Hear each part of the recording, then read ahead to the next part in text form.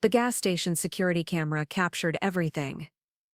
My husband Marcus stepping out of our Tesla, walking around to my side, and calmly removing my luggage from the trunk. Then he got back in the driver's seat, rolled down the window, and said the words that would change everything.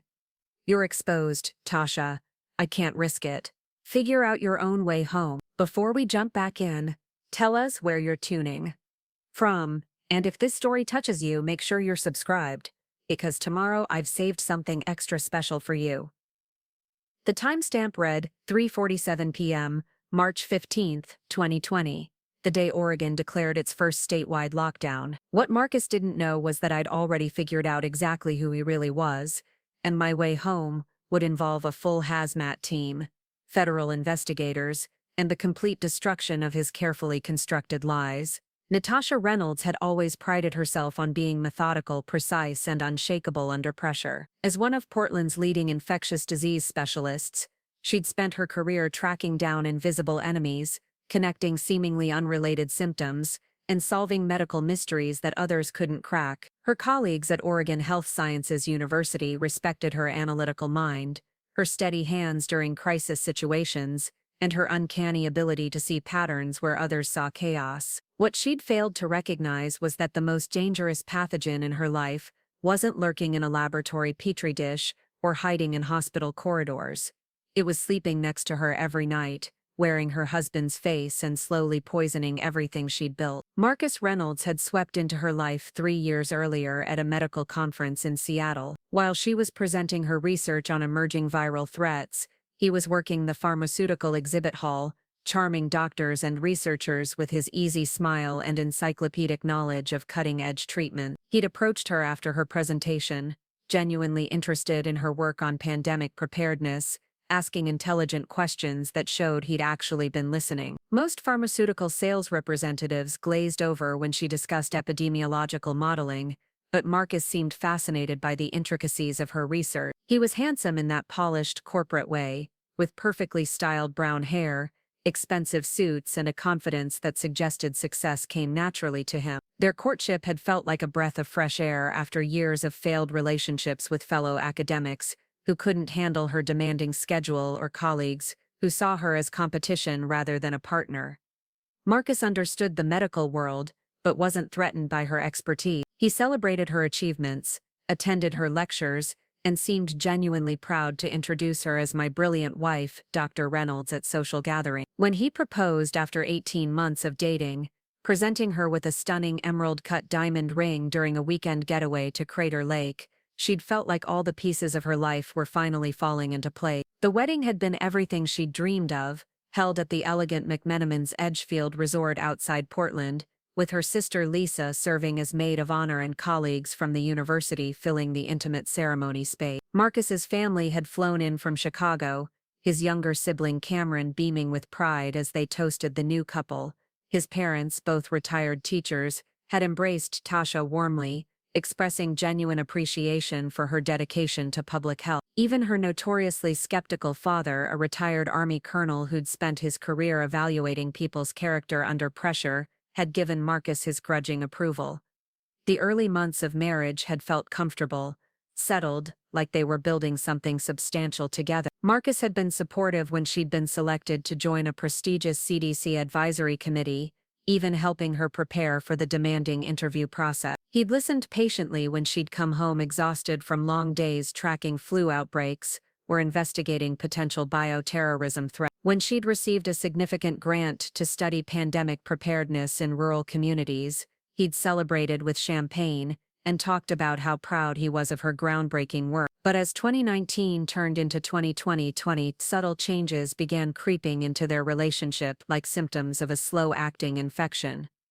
Marcus's pharmaceutical sales career, which had seemed stable and lucrative, started showing signs of strain. He became evasive about his work schedule, claiming client meetings that seemed to stretch longer and occur more frequently. His usually meticulous attention to their shared expenses became scattered, with unexplained charges appearing on their credit cards and vague explanations about business entertainment costs. When she'd questioned him about a series of large cash withdrawals, he'd grown defensive, accusing her of not trusting him, and being controlling about money. The first real warning sign had come in January 2020, when reports of a mysterious respiratory illness in Wuhan, China began filtering through medical channels. Tasha had been among the first American experts to recognize the potential pandemic threat, immediately diving into research about the novel coronavirus and its transmission pattern. She'd worked 18-hour days, coordinating with international colleagues, analyzing early data, and helping Oregon's Department of Health develop response protocols. Marcus had initially seemed supportive, bringing her coffee during late-night research sessions, and bragging to friends about his wife's expertise in exactly the kind of crisis that was unfolding. But as the severity of the pandemic became clear and Tasha's work became increasingly urgent and time-consuming, Marcus's attitude shifted. He began making snide comments about her obsession with work, suggesting that she was being overly dramatic about what he called a bad flu season. When she'd tried to explain the exponential spread patterns and mortality rates she was tracking, he'd rolled his eyes and accused her of trying to scare people unnecessarily. Their conversations became tense, filled with an undercurrent of resentment that she couldn't quite understand. The breaking point had come in early March, when Tasha had been selected to join an emergency response team investigating the first confirmed COVID-19 outbreak at a nursing home in Kirkland, Washington. It was exactly the kind of assignment she'd trained for her entire career, requiring her to spend 2 weeks in the hot zone, working directly with patients, collecting samples and tracking transmission chains. The work was dangerous, requiring full personal protective equipment and strict decontamination protocols, but it was also critically important for understanding how the virus spread in vulnerable populations. Marcus's reaction had been explosive. He'd accused her of being reckless, of putting their family at risk for the sake of her career. When she'd explained that her expertise was desperately needed and that she'd followed every safety protocol meticulously, he'd grown cold and distant. The night before she'd left for Washington, he'd slept in the guest room, claiming he couldn't risk exposure. She'd understood his concern even if his reaction seemed extreme, and had promised to follow strict quarantine procedures when she returned. The 2 weeks in Kirkland had been among the most challenging and rewarding of her career. Working alongside CDC researchers and local health officials, she'd helped identify crucial patterns in how the virus spread through the facility, information that would prove vital for protecting nursing homes across the country. The work had been heartbreaking, watching elderly patients struggle against an enemy they couldn't see or understand, but it had also reaffirmed her sense of purpose. This was why she dedicated her life to infectious disease research, to stand on the front lines when invisible threats emerged to terrorize vulnerable populations. When her assignment had ended, Tasha had followed every protocol to the letter. She'd undergone multiple COVID-19 tests, all negative, and had observed a rigorous 14-day quarantine period at a hotel near the medical center before returning home. Marcus had seemed relieved when she'd called to tell him she was finally cleared to come back to Portland, even offering to pick her up from the hotel where she'd been staying. But something had felt different from the moment he'd arrived at the hotel. His usual easy affection had been replaced by a strange, almost clinical distance. He'd loaded her luggage into their Tesla without his usual questions about her work or expressions of relief that she was safe. During the drive home, his responses to her stories about the assignment had been perfunctory, distracted, as if his mind was elsewhere entirely. They'd been about an hour outside Portland, stopping for gas at a remote station near Mount Hood, when everything had suddenly become clear with devastating clarity. Marcus had pumped gas while she'd gone inside to use the restroom and buy coffee. When she'd returned to the car, she'd found him on the phone in what appeared to be an intense conversation. Through the slightly open window, she'd caught fragments of what he was saying that had made her blood run cold. "No, she's been cleared by the CDC, but I'm telling you, I can't take the risk. If something happened to me because of her exposure, my policies wouldn't pay out. The exclusion clauses are very specific about voluntary exposure to known biological hazard." He'd paused, listening to whoever was on the other end. "I know it sounds harsh, but I've got too much riding on this to take chances. The quarantine protocols are still unclear, and if I test positive because of her work, everything we've planned falls apart." Tasha had stood frozen beside the car, coffee growing cold in her hands, as the implications of what she was hearing sank in. Marcus wasn't just concerned about her exposure, he was calculating financial risk. The casual businesslike tone in which he was discussing abandoning his wife at a gas station during a global pandemic had been chilling in its complete lack of emotion or concern for her well-being. "Listen, Blake," Marcus had continued, apparently unaware that she was listening. "The insurance investigation won't look too closely if it appears she was exposed through her own reckless choices. Medical professionals engaging in high-risk behavior during a pandemic. The liability gets murky.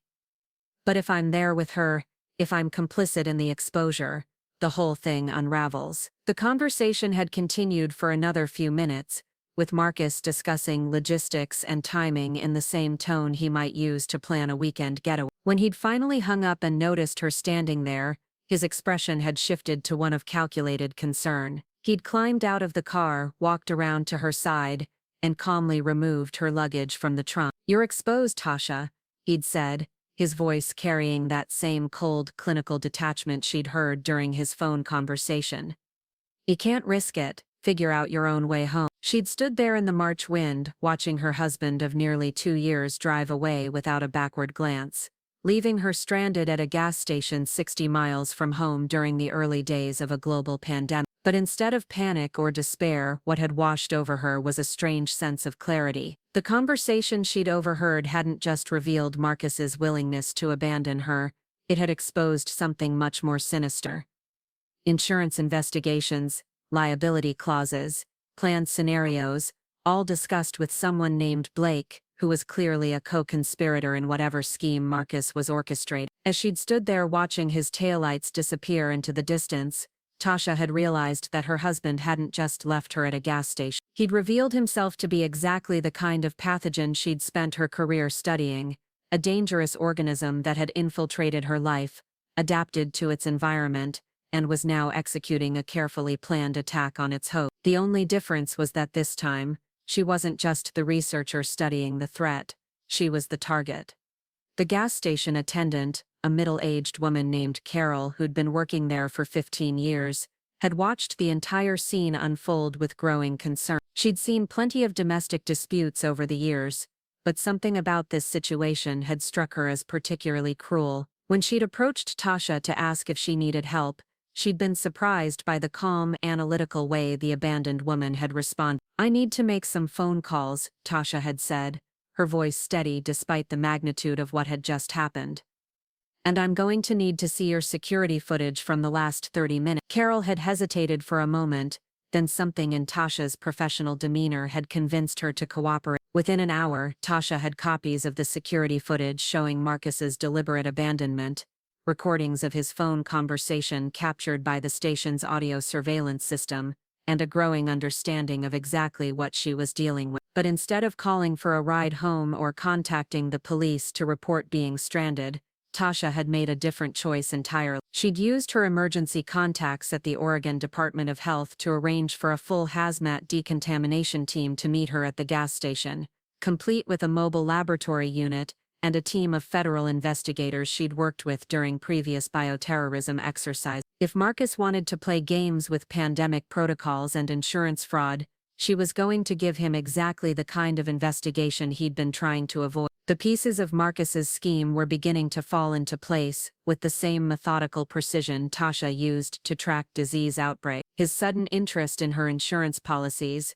the questions about her work assignments, the calculated emotional distance, all of it pointed to a plan that was far more sophisticated and dangerous than simple marital abandonment. But what Marcus had failed to account for was that he'd married someone who specialized in tracking down invisible threats and exposing them before they could cause maximum damage. As she'd waited for her backup to arrive, Tasha had begun making calls to colleagues, insurance companies, and federal agencies, putting together a comprehensive picture of what Marcus had been planning. Each conversation had revealed another piece of the puzzle, another layer of deception that confirmed her growing suspicion. By the time the hazmat team's vehicles had appeared on the horizon, she'd already begun building the case that would not only protect her from whatever Marcus had planned, but would ensure that he faced the full consequences of his calculated betrayal. The look on Marcus's face when that convoy of federal vehicles had pulled into their driveway, 12 hours later, with Tasha emerging from a decontamination unit in full protective gear,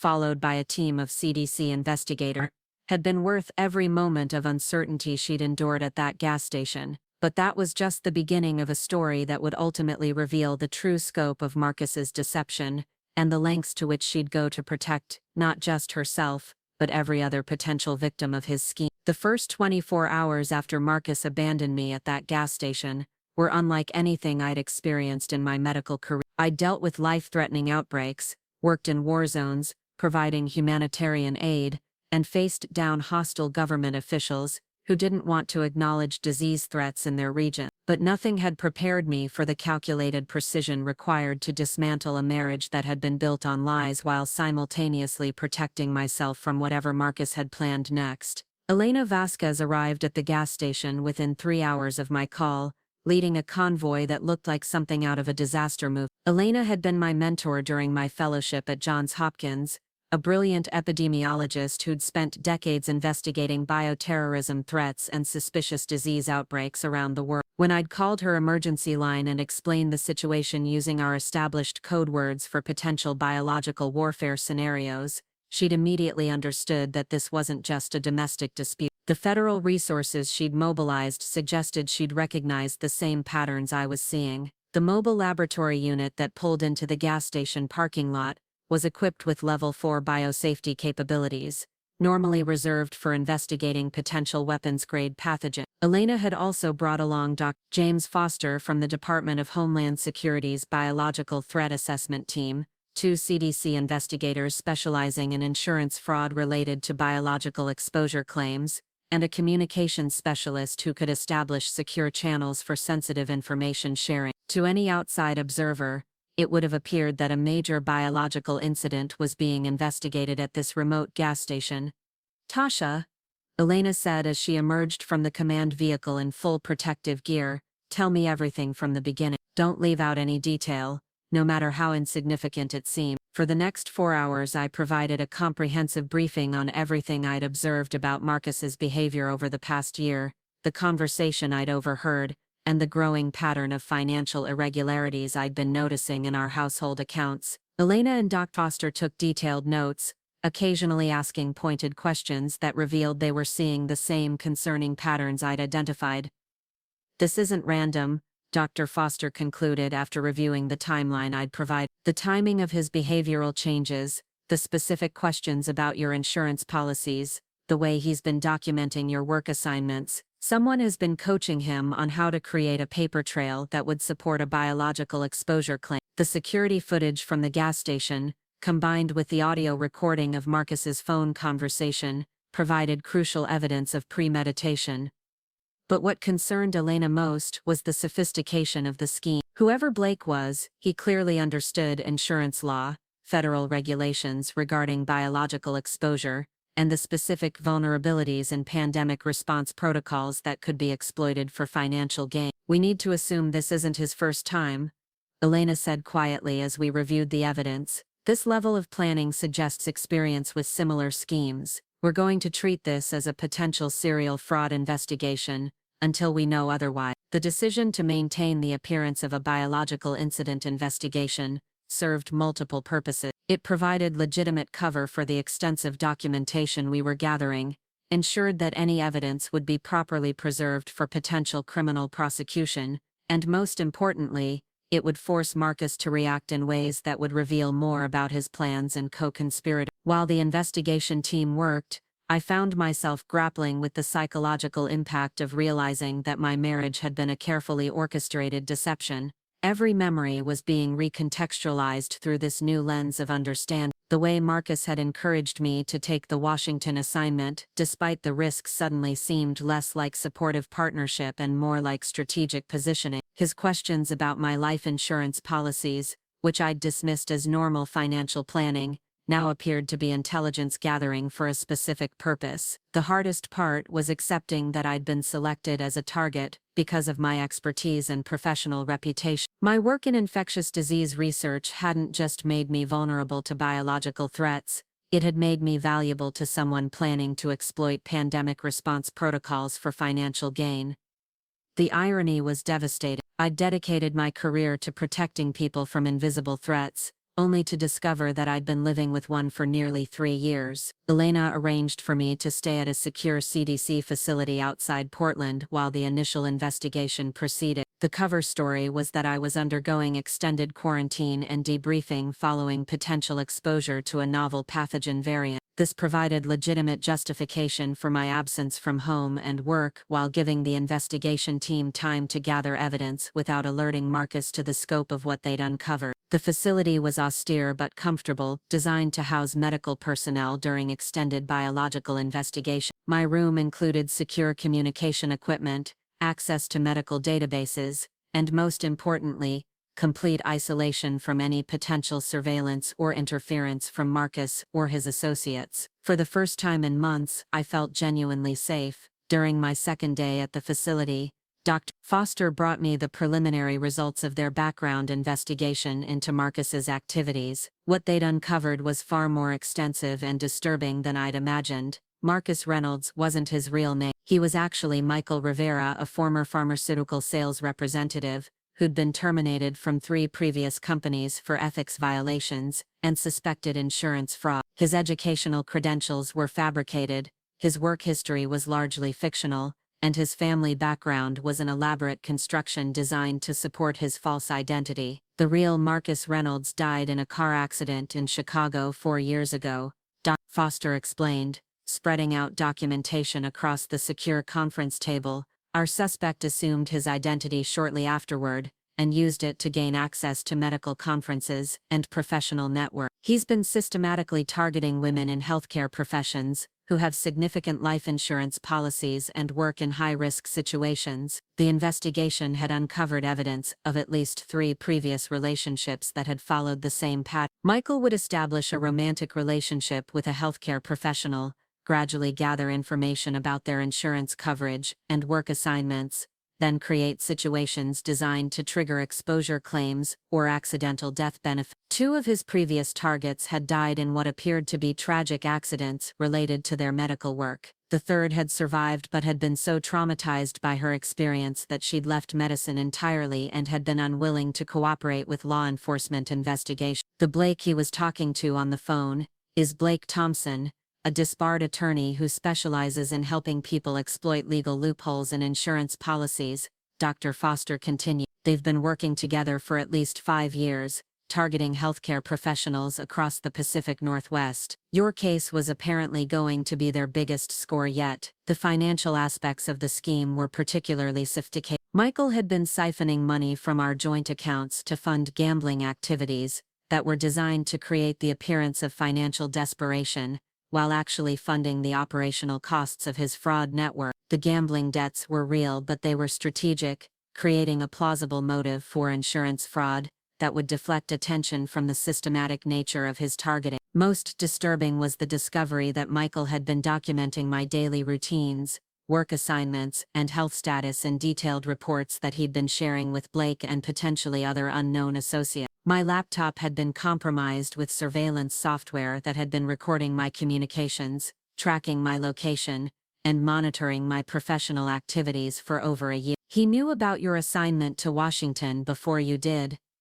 Elena explained, showing me intercepted communications between Michael and Blake. They were already planning how to exploit your exposure to COVID-19 patients before you'd even been selected for the team. The Washington assignment hadn't been the beginning of his plan. It had been the culmination of months of preparation. Michael had been positioning himself to create a situation where my death or severe illness would appear to be the result of occupational exposure, triggering multiple insurance policies, while providing him with plausible deniability. The plan had been elegant in its simplicity and horrifying in its callousness. Learning about Michael's true identity and the systematic nature of his deception triggered a profound shift in my psychological state. Preparing and narrating this story took us a lot of time, so if you are enjoying it, subscribe to our channel. It means a lot to us.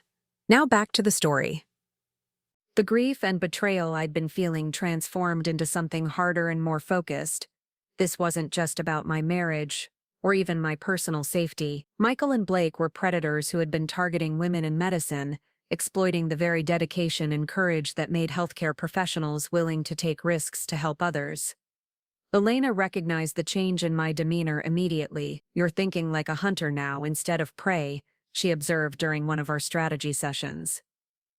"That's good. We're going to need that mindset for what comes next."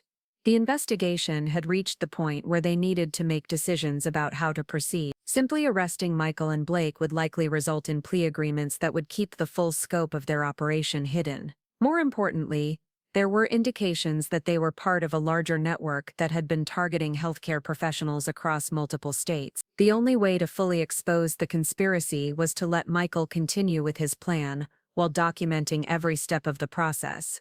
"We want you to go back home," Dr. Foster explained during a planning meeting that included representatives from the FBI, CDC, and Department of Homeland Security. "Michael believes you're still quarantined and unaware of what he's planning.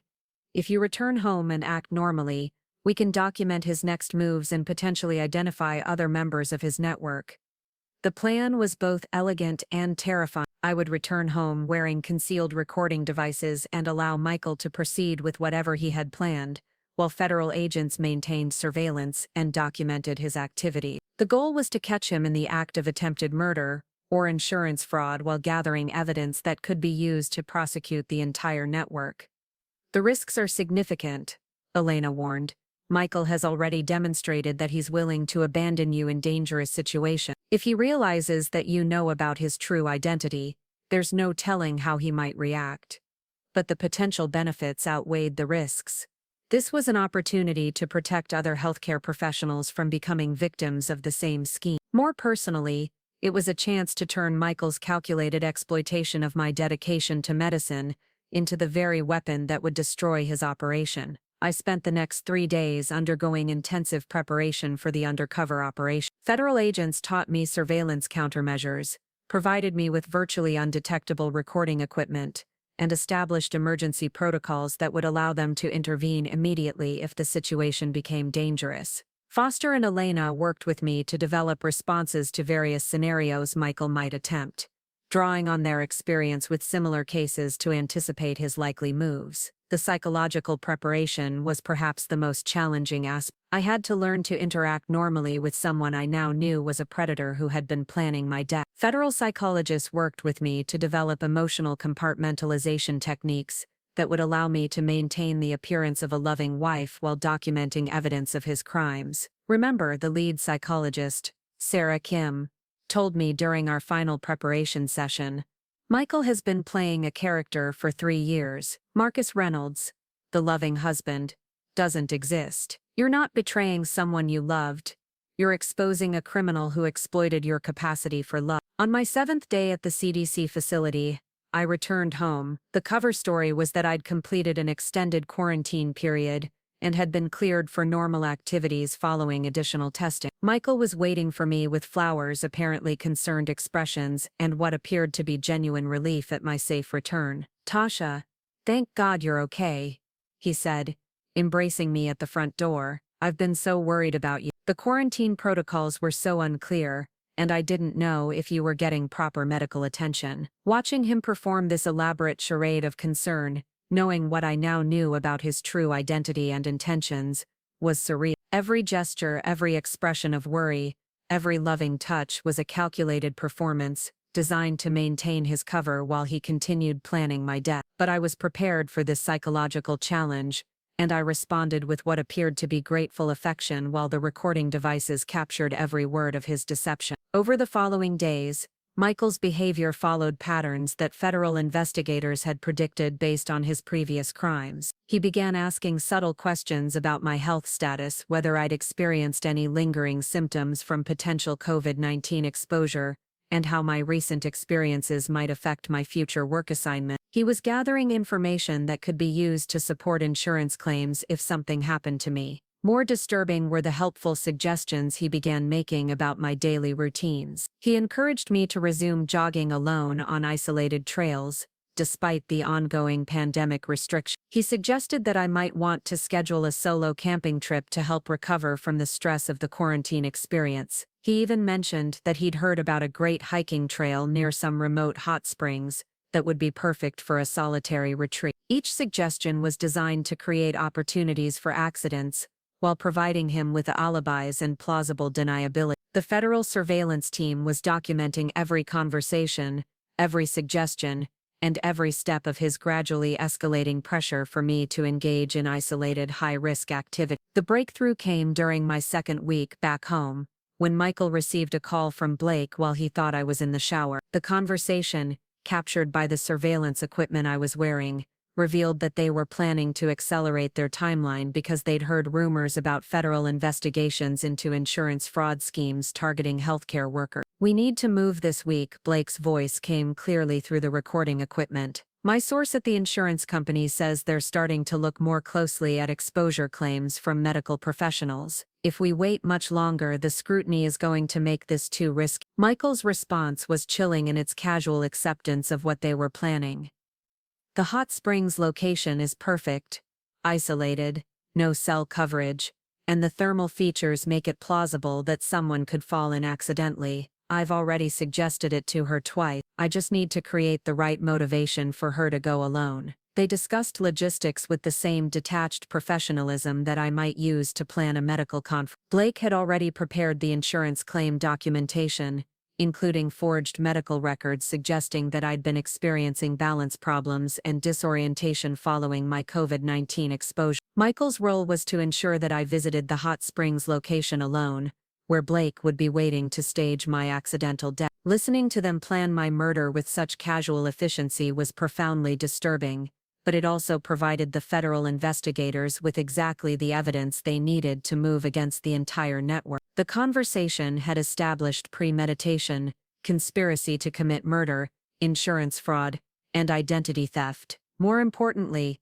Blake's reference to his source at the insurance company suggested that their network included corrupt employees within the insurance industry itself. Elena and Dr. Foster decided it was time to end the undercover operation and move to the final phase of their plan. Instead of arresting Michael and Blake immediately, they were going to give them exactly what they thought they wanted while documenting their crimes in real time and identifying every member of their network. The plan they developed was worthy of the most sophisticated medical research protocol I'd ever been involved in. I would agree to Michael's suggestion about visiting the hot springs, but instead of going alone, I would be accompanied by a full federal surveillance team, equipped with the same level of protection normally reserved for heads of state. Michael and Blake would be allowed to proceed with their plan, believing they were about to commit the perfect crime, while federal agents documented every aspect of their attempted murder. "You understand the risks," Elena said during our final planning meeting. "Even with full protection,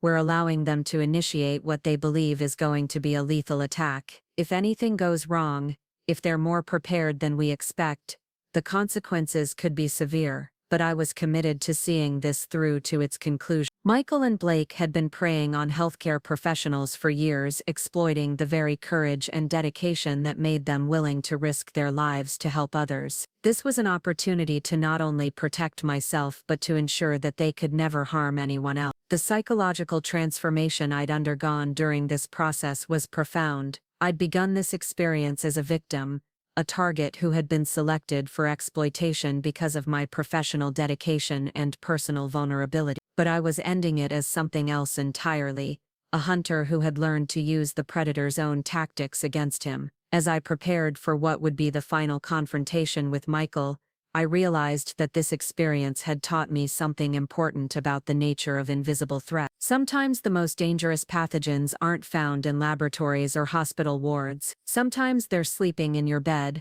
wearing familiar faces, and using your own love and trust as weapons against you. But like any pathogen, once you understand how they operate, once you identify their weaknesses and attack vectors, they can be neutralized completely. The hot springs where Michael and Blake planned to stage my death were located in a remote area of central Oregon, accessible only by a narrow gravel road that wound through dense forest for nearly 20 miles. The thermal features were genuinely dangerous, with temperatures reaching over 180 degrees Fahrenheit, and unpredictable currents that could trap an unconscious person beneath the surface. It was, as Blake had noted, the perfect location for staging an accidental death. What they didn't know was that federal agents had been preparing the site for 3 days, installing concealed cameras, establishing secure communication networks, and positioning response teams throughout the surrounding forest. By the time I arrived at the hot springs,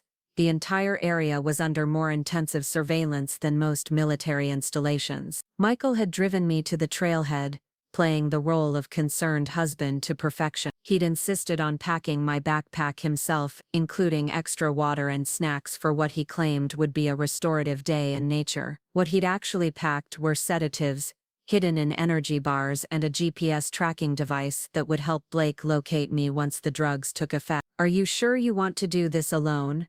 he asked as I prepared to start the hike, his performance of reluctant concern so convincing that it would have fooled me completely if I hadn't known what he was planning. "I still think I should come with you. I need this time to myself," I replied, following the script that federal psychologists had helped me develop. "After everything that's happened, I just need some space to process." Michael's expression of understanding and support was masterful, combining just the right amount of concern with respect for my wishes. As I watched him drive away, supposedly returning to Portland while I spent the day alone at the hot springs, I marveled at the depth of his deception. For 3 years I'd been living with someone who was fundamentally incapable of genuine human emotion, a predator who had learned to mimic love, concern, and partnership so convincingly that I'd built my life around the illusion. The hike to the hot springs took approximately 40 minutes, following a well-maintained trail that wound through old-growth forest before emerging into a clearing where steam rose from a series of natural thermal pools. The setting was genuinely beautiful, the kind of place that would normally inspire a sense of peace and connection with nature. Instead, knowing what Michael and Blake had planned for this location, it felt ominous and threatening. I'd been at the hot springs for less than 30 minutes when Blake appeared on the trail, dressed like a casual hiker, and carrying a day pack that federal agents later determined contained zip ties, duct tape, and enough sedatives to incapacitate someone my size within minutes. His approach was carefully planned to appear coincidental, a chance encounter between fellow nature enthusiasts that would provide him with plausible deniability if questions were later raised about his presence. "Beautiful day for a hike," he called out as he approached, his tone friendly and casual. "I don't think I've seen you on this trail before." Blake Thompson was younger than I'd expected, probably in his early 30s, with the kind of unremarkable appearance that would make him difficult to identify later. He was moderately tall, brown hair, wearing expensive hiking gear that suggested outdoor experience and financial resources, but his eyes held the same cold calculation I'd learned to recognize in Michael's expressions when he thought I wasn't watching. "First time here," I replied, maintaining the appearance of a solitary hiker taking a break from city life. "A friend recommended it for the thermal pool." Blake's smile broadened slightly, apparently pleased that I was following the script he'd anticipated. Over the next few minutes, he engaged me in casual conversation about hiking, the beauty of the area, and the therapeutic benefits of natural hot springs. To any outside observer, it would have appeared to be a completely normal interaction between strangers who'd encountered each other in a popular outdoor recreation area. But federal agents monitoring the situation through concealed cameras were documenting every word, every gesture, and every step of Blake's gradually escalating approach to what they knew was going to be attempted murder. Hidden microphones captured his casual questions about whether I was hiking alone, how I'd heard about this location, and whether anyone knew where I'd gone for the day. "The hot springs are incredible," Blake said, moving closer to where I was sitting beside one of the thermal pools. "The mineral content is supposed to have healing properties. Have you tried them yet?" I indicated that I'd been waiting for the water temperature to feel more comfortable, which provided Blake with the opening he'd been seeking. He offered to test the temperature for me, moving to the edge of the pool where the water was deepest and most dangerous. His positioning was clearly calculated to create an opportunity to push me into the thermal pool once the sedatives he'd apparently expected me to consume had taken effect. When I showed no signs of impairment from the doctored energy bars Michael had packed, Blake's demeanor began to shift subtly.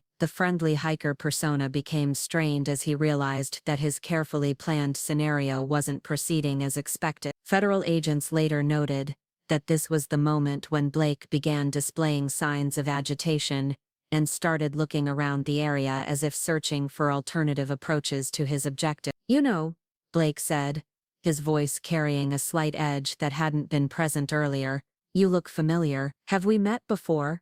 Maybe through your husband's work." This was the moment I'd been prepared for, the point where Blake would reveal that this wasn't a chance encounter but a planned attack. Federal psychologist had warned me that this transition could be extremely dangerous, as Blake would likely abandon subtlety once he realized that his original plan had failed. "I don't think we've met," I replied calmly, while activating a concealed panic button that would signal federal agents to move into position for immediate intervention. "My husband works in pharmaceutical sales, but he doesn't usually introduce me to his colleagues." Blake's expression hardened as he processed this information. He'd clearly expected me to be unconscious or severely impaired by this point, making his task much simpler. Instead, he was facing an alert, healthy target who was beginning to ask questions about his knowledge of my personal life. The federal surveillance team later reported that this was when Blake began reaching into his daypack, apparently preparing to use more direct methods to incapacitate me. But before he could retrieve whatever he was reaching for,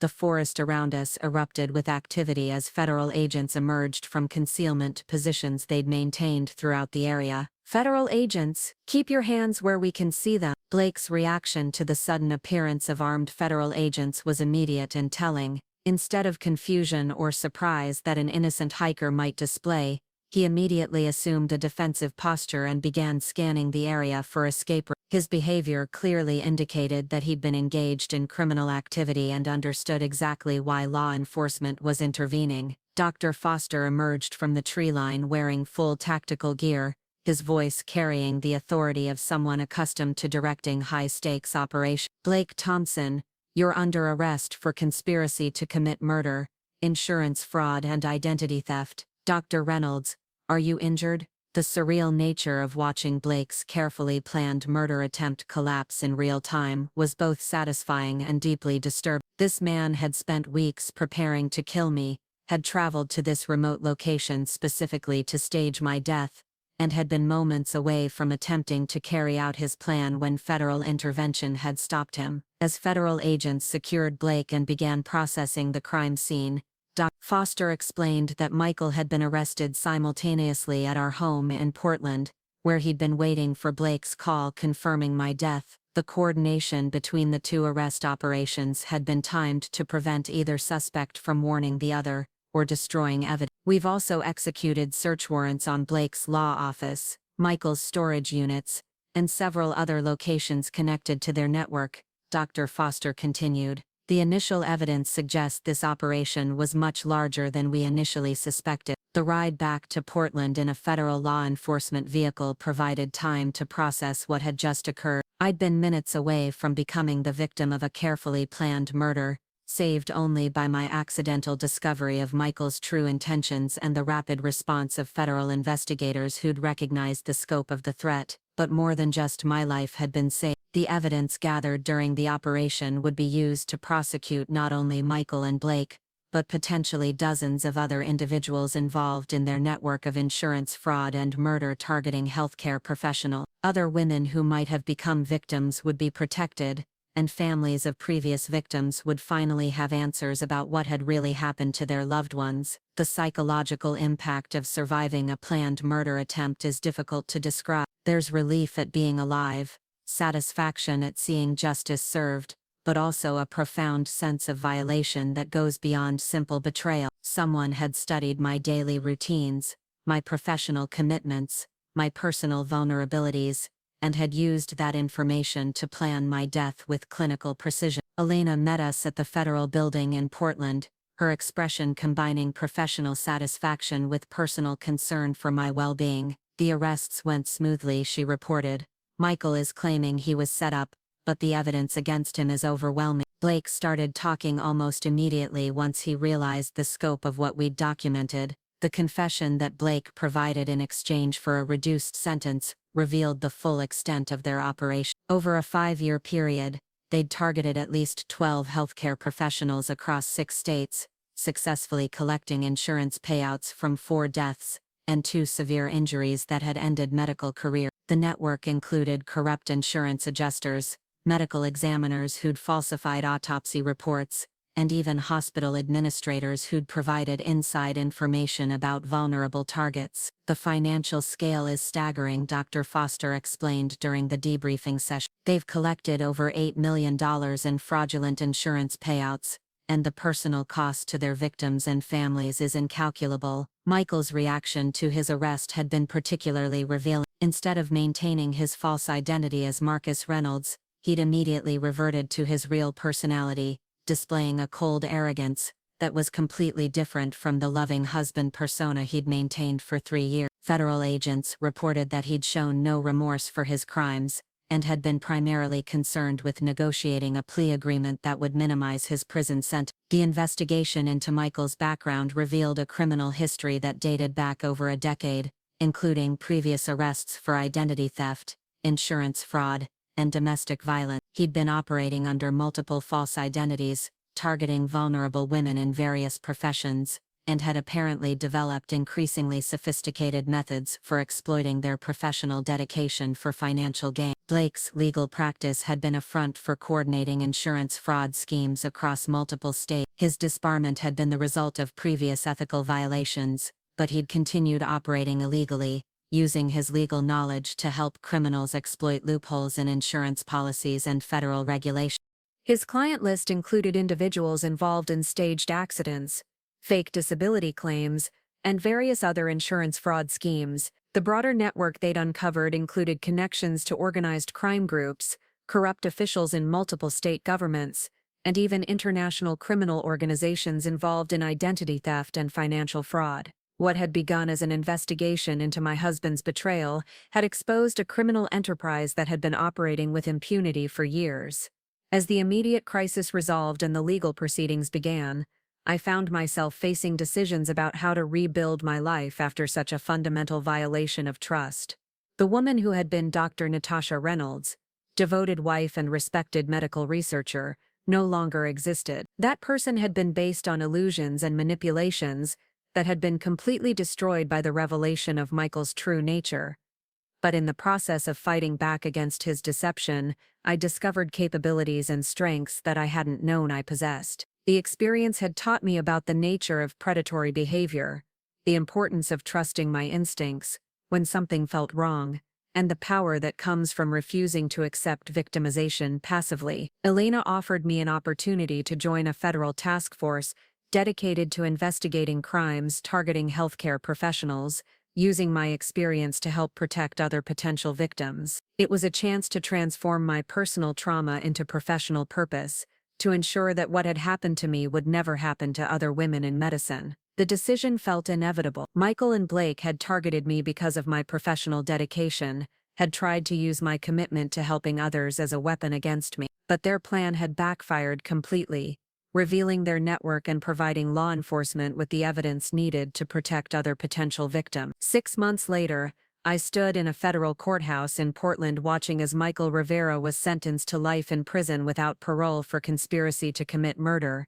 insurance fraud, and multiple counts of identity theft. Blake Thompson received 25 years for his role in the conspiracy, and over 30 other individuals connected to their network were facing various criminal charges. Cameron, Michael's supposed sibling, had actually been another victim of his identity theft scheme, a real person whose life had been disrupted by Michael's criminal activities. The reunion with the real Cameron had provided closure for both of us, as we'd both been manipulated by someone who'd stolen pieces of our lives for his own criminal purposes. The federal task force work had become more than just a career change.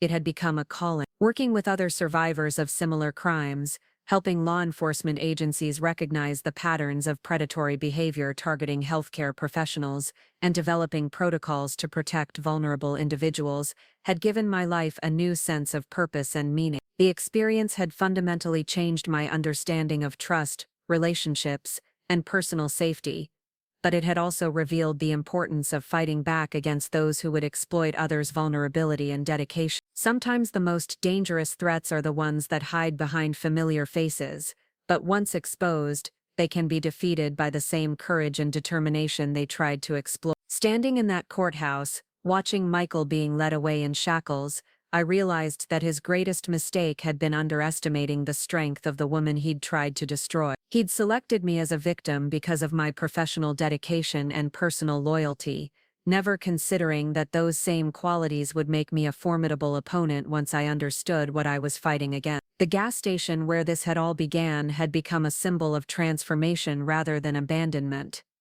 Michael had left me there believing he was executing the final phase of a carefully planned murder scheme. Instead, he'd inadvertently given me the opportunity to discover his true nature and fight back with resources he'd never anticipated. Dr. Elena Vasquez had been right when she'd observed that I'd transformed from prey into hunter. But the hunt hadn't ended with Michael's arrest. There were other predators out there, other networks of criminals targeting healthcare professionals and other vulnerable populations. The work of exposing them and protecting their potential victims would continue. And I intended to be part of that fight for as long as necessary. The woman who'd been abandoned at that gas station during the early days of the pandemic had been naive, trusting, and unprepared for the level of calculated evil that had been hiding in her own home. The woman who'd emerged from that experience was harder, wiser, and absolutely committed to ensuring that other women would never have to face the same betrayal without support and protection. As I left the courthouse that day, I thought about all the healthcare professionals who were still out there, dedicating their lives to helping others while potentially being targeted by predators who saw their dedication as weakness to be exploited. The work of protecting them would be challenging, but it was work that needed to be done. Michael Rivera had tried to use my professional commitment against me, had attempted to turn my dedication to medicine into the weapon that would destroy me. But his plan had failed completely, and in the process, he'd inadvertently created exactly the kind of opponent he should have feared most. Someone who understood both his methods and his vulnerabilities, and who had the resources and determination to ensure that he could never harm anyone else. The pandemic that had provided the cover for his attempted crime had also created unprecedented cooperation between federal agencies, healthcare institutions, and law enforcement organizations. The networks that had been built to fight COVID-19 were now being used to fight other invisible threats, including the predators who targeted those who dedicated their lives to fighting disease and protecting public health. Sometimes the greatest victories come not from avoiding danger, but from facing it directly and refusing to be defeated by it. Michael had abandoned me at that gas station, believing he was sending me to my death. Instead, he'd sent me toward a new life built on strength, purpose, and an absolute commitment to protecting others from the kind of predatory behavior that had nearly destroyed me. The Hazmat team that had arrived at our house on that memorable evening had been more than just federal investigators responding to a biological threat. They'd been the visible symbol of a network of professionals dedicated to protecting people from invisible dangers, whether those threats were viral pathogens or human predators who wore familiar faces while planning calculated acts of evil. Standing there watching Michael's face as that convoy of federal vehicles had pulled into our driveway, seeing his carefully constructed world collapse in real time, had been worth every moment of uncertainty and danger I'd endured. But more than personal satisfaction, it had been the beginning of a new understanding of my own capabilities, and a new commitment to using those capabilities to protect others. The story that had begun with abandonment at a gas station during a global pandemic had become something much larger. Demonstration that the qualities that make healthcare professionals vulnerable to exploitation are the same qualities that make them formidable opponents when they understand what they're fighting against. Sometimes the prey becomes the predator, and sometimes the most dangerous person in the room is the one who was underestimated by those who should have known better. The recording equipment felt impossibly light against my skin, yet I was acutely aware of every wire, every microphone, every tiny camera that federal technicians had carefully positioned throughout my clothing. Walking back into my own home knowing that the man I'd married was planning my death required a level of psychological compartmentalization that my medical training had never prepared me for. Every surface, every room, every shared memory had been contaminated by the knowledge of Michael's true intentions. Doc Kim had warned me about the disorientation that comes with maintaining a false persona while gathering intelligence, but the reality was far more psychologically demanding than any simulation could capture. When Michael greeted me at the door with that perfectly practiced expression of relief and concern, I had to consciously remind myself that the man embracing me was a stranger wearing my husband's face, someone who had been studying my habits and vulnerabilities for years while planning the most efficient method to stage my accidental death. "I missed you so much," Michael whispered against my ear as he held me, his voice carrying exactly the right combination of emotion and restraint that had always made me feel cherished and protected. "The house felt empty without you.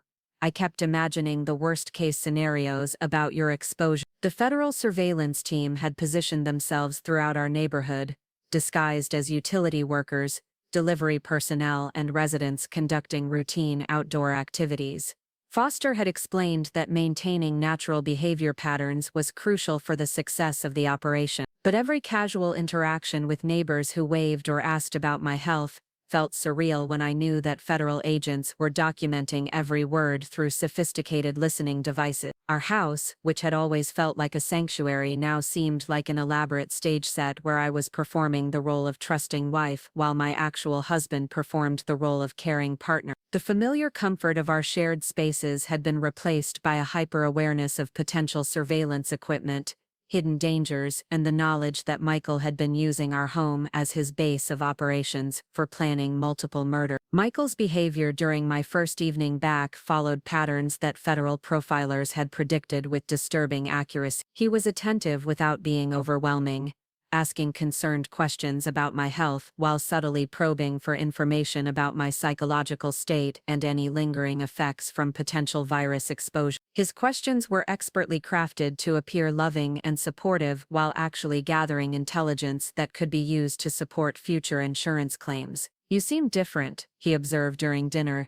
his tone carrying just the right note of gentle concern. "More tired than usual. Are you sure the medical team cleared you completely? Sometimes these exposure situations can have delayed effects that don't show up immediately." Each seemingly innocent comment was actually Michael building a narrative that would support his planned insurance claim. If I appeared tired or stressed, that could be evidence of cognitive impairment from virus exposure. If I seemed withdrawn or emotionally distant, that could suggest depression or anxiety that might lead to poor judgment in dangerous situations. Every interaction was being weaponized for use in a future fraud scheme. The federal team had prepared me for this psychological manipulation, but experiencing it firsthand was profoundly disturbing. This was someone who had shared my bed for 3 years, someone who knew my fears, my insecurities, my hopes for our future together. The depth of intimate knowledge he possessed about my personality and behavior patterns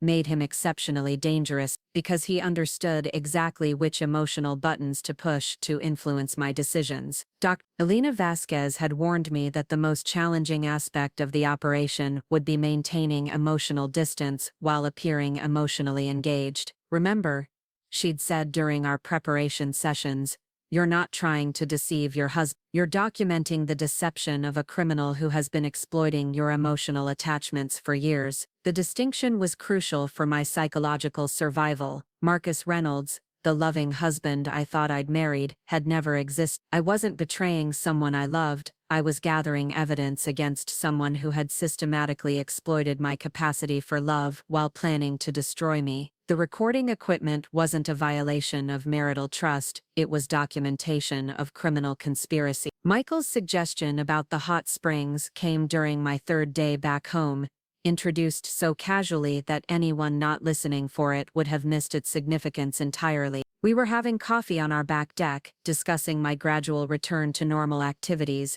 when he mentioned an article he'd supposedly read about the therapeutic benefits of natural mineral springs for people recovering from viral infection. "There's this amazing place in Central Oregon," he said, his voice carrying that thoughtful tone he used when introducing ideas he wanted me to consider carefully. "Hot springs that are supposed to have incredible healing properties. The mineral content is supposed to help with immune system recovery and stress reduction." The way he presented the suggestion was masterful, combining apparent concern for my health with respect for my independence and decision-making autonomy.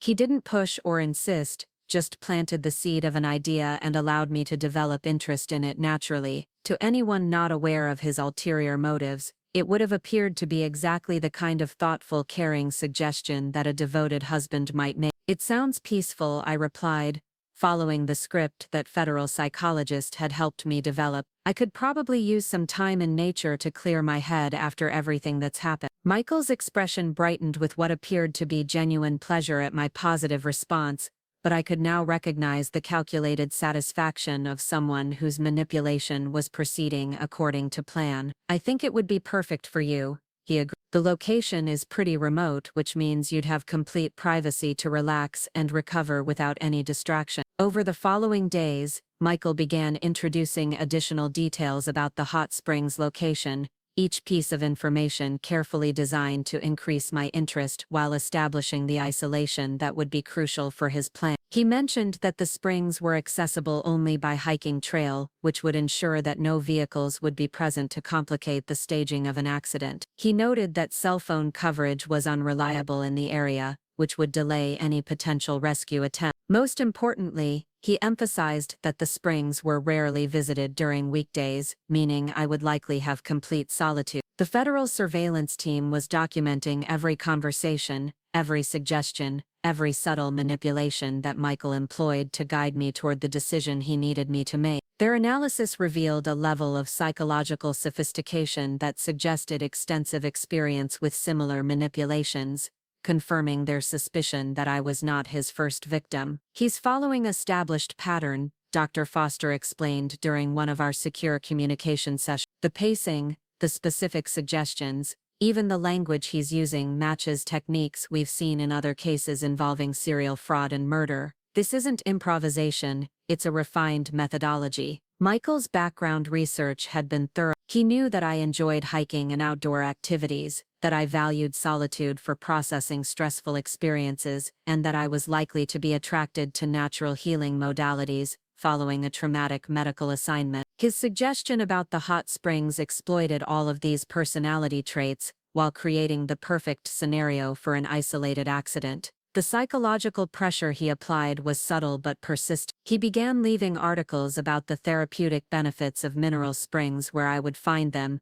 mentioning friends who had supposedly visited similar locations with excellent results, and even suggesting that my sister Lisa had expressed concern about my stress levels and might approve of a restorative retreat. Lisa called yesterday, he mentioned during breakfast one morning, his tone casual but purposeful. She's worried that you're pushing yourself too hard to get back to normal activities. She thinks you might benefit from taking some real time to decompress before returning to full-time work. This was a particularly insidious manipulation because it exploited my close relationship with my sister and my natural tendency to consider her opinions serious. Michael knew that I trusted Lisa's judgment, and that her supposed concern would carry significant weight in my decision-making process. What made this especially cruel was that Lisa had no idea her name was being used to manipulate me into a dangerous situation. The federal team had been monitoring Lisa's communications to ensure her safety and had confirmed that Michael had never actually spoken with her. The conversation he'd described was entirely fictional,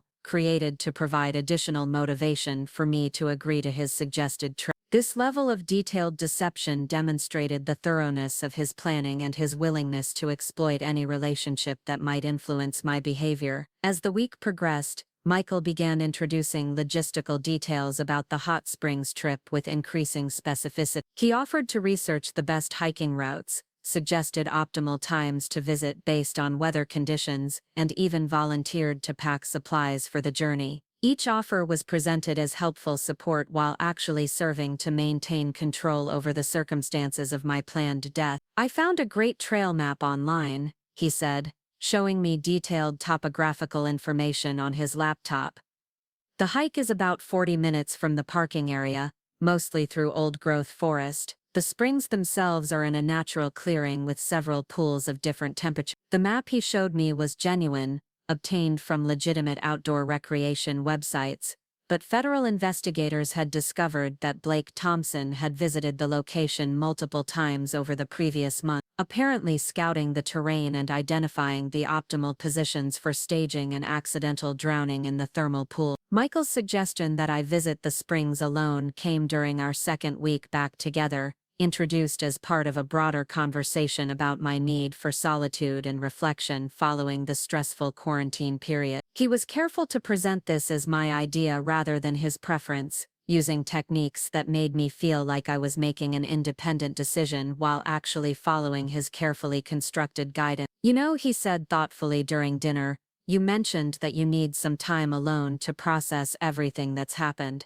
The hot springs might be perfect for that kind of quiet reflection. Sometimes the most healing happens when we're not trying to explain our feelings to anyone else." This manipulation was particularly sophisticated because it acknowledged my expressed emotional needs, while directing me toward the specific solution he required. To someone not aware of his ulterior motives, it would have appeared to be exactly the kind of understanding, supportive response that demonstrated deep emotional intelligence and genuine care for my well-being. The federal team monitoring our conversations noted that Michael's manipulation techniques showed clear evidence of professional training or extensive experience. His ability to guide conversations, plant suggestions, and create emotional motivation while maintaining the appearance of casual support suggested systematic knowledge of psychological influence methods. "This isn't amateur hour," Dr. Foster observed during one of our briefing sessions. "Michael has either received formal training in psychological manipulation or has refined these techniques through extensive practice. The level of sophistication suggests he's been operating this type of scheme for much longer than we initially suspected." Michael's plan required that I visit the hot springs on a specific day when Blake would be positioned to carry out the actual murder, but coordinating this timing required additional manipulation to ensure that I would make the trip when they were prepared, rather than according to my own schedule preference. This coordination was accomplished through a series of seemingly innocent suggestions about optimal weather conditions, seasonal factors, and my work schedule requirements.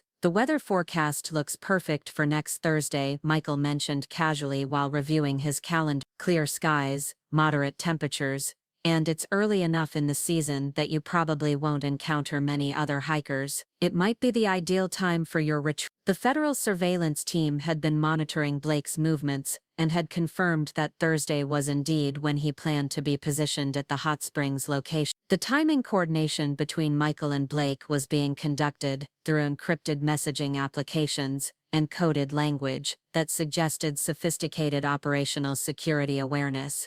Foster's team had been working with communication specialists to decode Michael and Blake's coordination methods, revealing a criminal operation that employed many of the same security protocols used by organized crime syndicates and terrorist organizations. Their ability to coordinate complex criminal activities while avoiding detection by law enforcement had clearly been developed through extensive experience. "They're using techniques that are typically associated with much larger criminal enterprises," Dr. Foster explained. "The level of operational security suggests connections to organized crime networks or professional criminal training programs." As Thursday approached, Michael's behavior became more focused and purposeful, though he maintained his casual, supportive demeanor throughout our interaction. He began making specific preparations for my trip, including packing supplies, researching trail conditions, and even offering to drive me to the trailhead personally. "I want to make sure you have everything you need," he said, while assembling a day pack with water, snacks, and what I later learned were energy bars that had been contaminated with sedatives, designed to impair my coordination and judgment once I reached the hot spring. The sedatives that Michael had introduced into my supplies were sophisticated pharmaceutical compounds that would cause disorientation and muscle weakness while leaving minimal traces in standard toxicology tests. Federal investigators later determined that these same compounds had been used in at least 2 of Michael and Blake's previous murders, suggesting a refined methodology for incapacitating victims before staging accidental death. The night before my planned trip to the hot springs, Michael was particularly affectionate and attentive, preparing what he apparently believed would be our final evening together. His performance of loving concern was so convincing that it would have been emotionally devastating if I hadn't known about his true intentions and the extensive criminal conspiracy he was involved in. "I'm going to miss you tomorrow," he said as we prepared for bed, his voice carrying that tender intimacy that had always made me feel cherished and protected. "I know you need this time alone, but I'll be thinking about you and hoping the springs provide exactly the healing you need. Lying beside someone who was planning to murder me while he expressed what appeared to be genuine love and concern required a level of psychological compartmentalization that pushed my emotional resilience to its absolute limit. The recording equipment captured every word of his deception, but the psychological impact of experiencing such calculated evil while maintaining the appearance of trusting affection was profoundly disturbing. Kim had prepared me for the emotional challenges of this phase of the operation, but the reality of sharing intimate physical space with someone who was counting down the hours until my planned death was almost overwhelming. The only thing that made it bearable was remembering that every moment of his deception was being documented and would be used to ensure that he could never harm anyone else. Thursday morning arrived with perfect weather conditions, exactly as Michael had predicted. He prepared breakfast with unusual attention to detail, ensuring that I consumed the contaminated food items that would begin affecting my coordination and judgment during the hike to the hot spring. His performance of caring husband was flawless, combining just the right amount of concern about my safety with respect for my independence and desire for solitude. "Promise me you'll be careful," he said as he loaded my day pack into our car, his expression showing what appeared to be genuine worry about potential dangers I might encounter. "The trails can be unpredictable and I want you to come back safely." The drive to the trailhead took approximately 90 minutes, following scenic mountain roads that offered spectacular views of Oregon's volcanic landscape. Under different circumstances, it would have been exactly the kind of peaceful journey that I would have found relaxing and spiritually restorative. Instead, knowing that Michael was delivering me to a location where his partner was waiting to murder me, every mile felt like a countdown to a confrontation that would determine whether his carefully planned scheme would succeed, or whether federal intervention would prevent another addition to their list of victims. Michael's conversation during the drive was carefully calibrated to appear supportive while actually gathering final intelligence about my mental and physical state. He asked questions about my energy levels, my emotional readiness for solitude, and my specific plans for spending time at the hot spring. Each seemingly innocent inquiry was actually designed to help Blake understand my likely behavior patterns and vulnerability status when he encountered me at the remote location. "How long are you planning to stay at the spring?" Michael asked as we neared the trailhead, his tone casual but purposeful. "I want to make sure I don't worry if you're later getting home than expected." This question served multiple purposes in Michael's plan. It established a timeline that would determine when Blake needed to complete the murder and begin staging the accident scene. It also created plausible justification for Michael's absence from our home during the critical period, when I would supposedly be dying in an isolated thermal pool with no witnesses present. The trailhead parking area was small and isolated, accessible only by a narrow gravel road that wound through dense forest for several miles. Michael's choice of this location demonstrated careful planning, as the remote access would limit the number of potential witnesses while providing Blake with multiple escape routes if the murder plan encountered unexpected complications. As I prepared to begin the hike that Michael believed would be my last, I thought about all the healthcare professionals who had been targeted by similar schemes, all the families who had lost loved ones to criminals who exploited the very dedication and courage that made medical professionals willing to take risks to help others. The recording equipment I wore felt like armor, protection not just for myself but for every future potential victim whose life might be saved by the evidence we were gathering. Michael's farewell performance was particularly elaborate, combining expressions of love with specific instructions about safety precautions that were actually designed to ensure that I would be alone and vulnerable when Blake approached me at the hot springs. His concern appeared genuine, his affection seemed sincere, and his worry about my well-being looked entirely authentic. "I love you," he said, embracing me with what felt like real emotion. "Take care of yourself out there and remember that I'll be thinking about you every minute until you come home safely." Watching him drive away, apparently returning to Portland to establish his alibi while Blake carried out the actual murder, I marveled at the depth of his deception and the sophistication of their criminal partnership. For 3 years, I'd been living with someone who was fundamentally incapable of genuine human emotion, someone who had learned to mimic love, partnership, and concern so convincingly that I'd built my entire life around the illusion. The hike to the hot springs followed a well-maintained trail that wound through magnificent old-growth forest, past towering Douglas fir trees and moss-covered fallen logs that created a cathedral-like atmosphere of natural beauty. Under different circumstances, the peaceful solitude and spectacular scenery would have provided exactly the kind of spiritual restoration that Michael had claimed to want for me. Federal agents were positioned throughout the forest, maintaining invisible surveillance while allowing me to proceed toward the confrontation with Blake that would either result in his arrest and the complete exposure of their criminal network,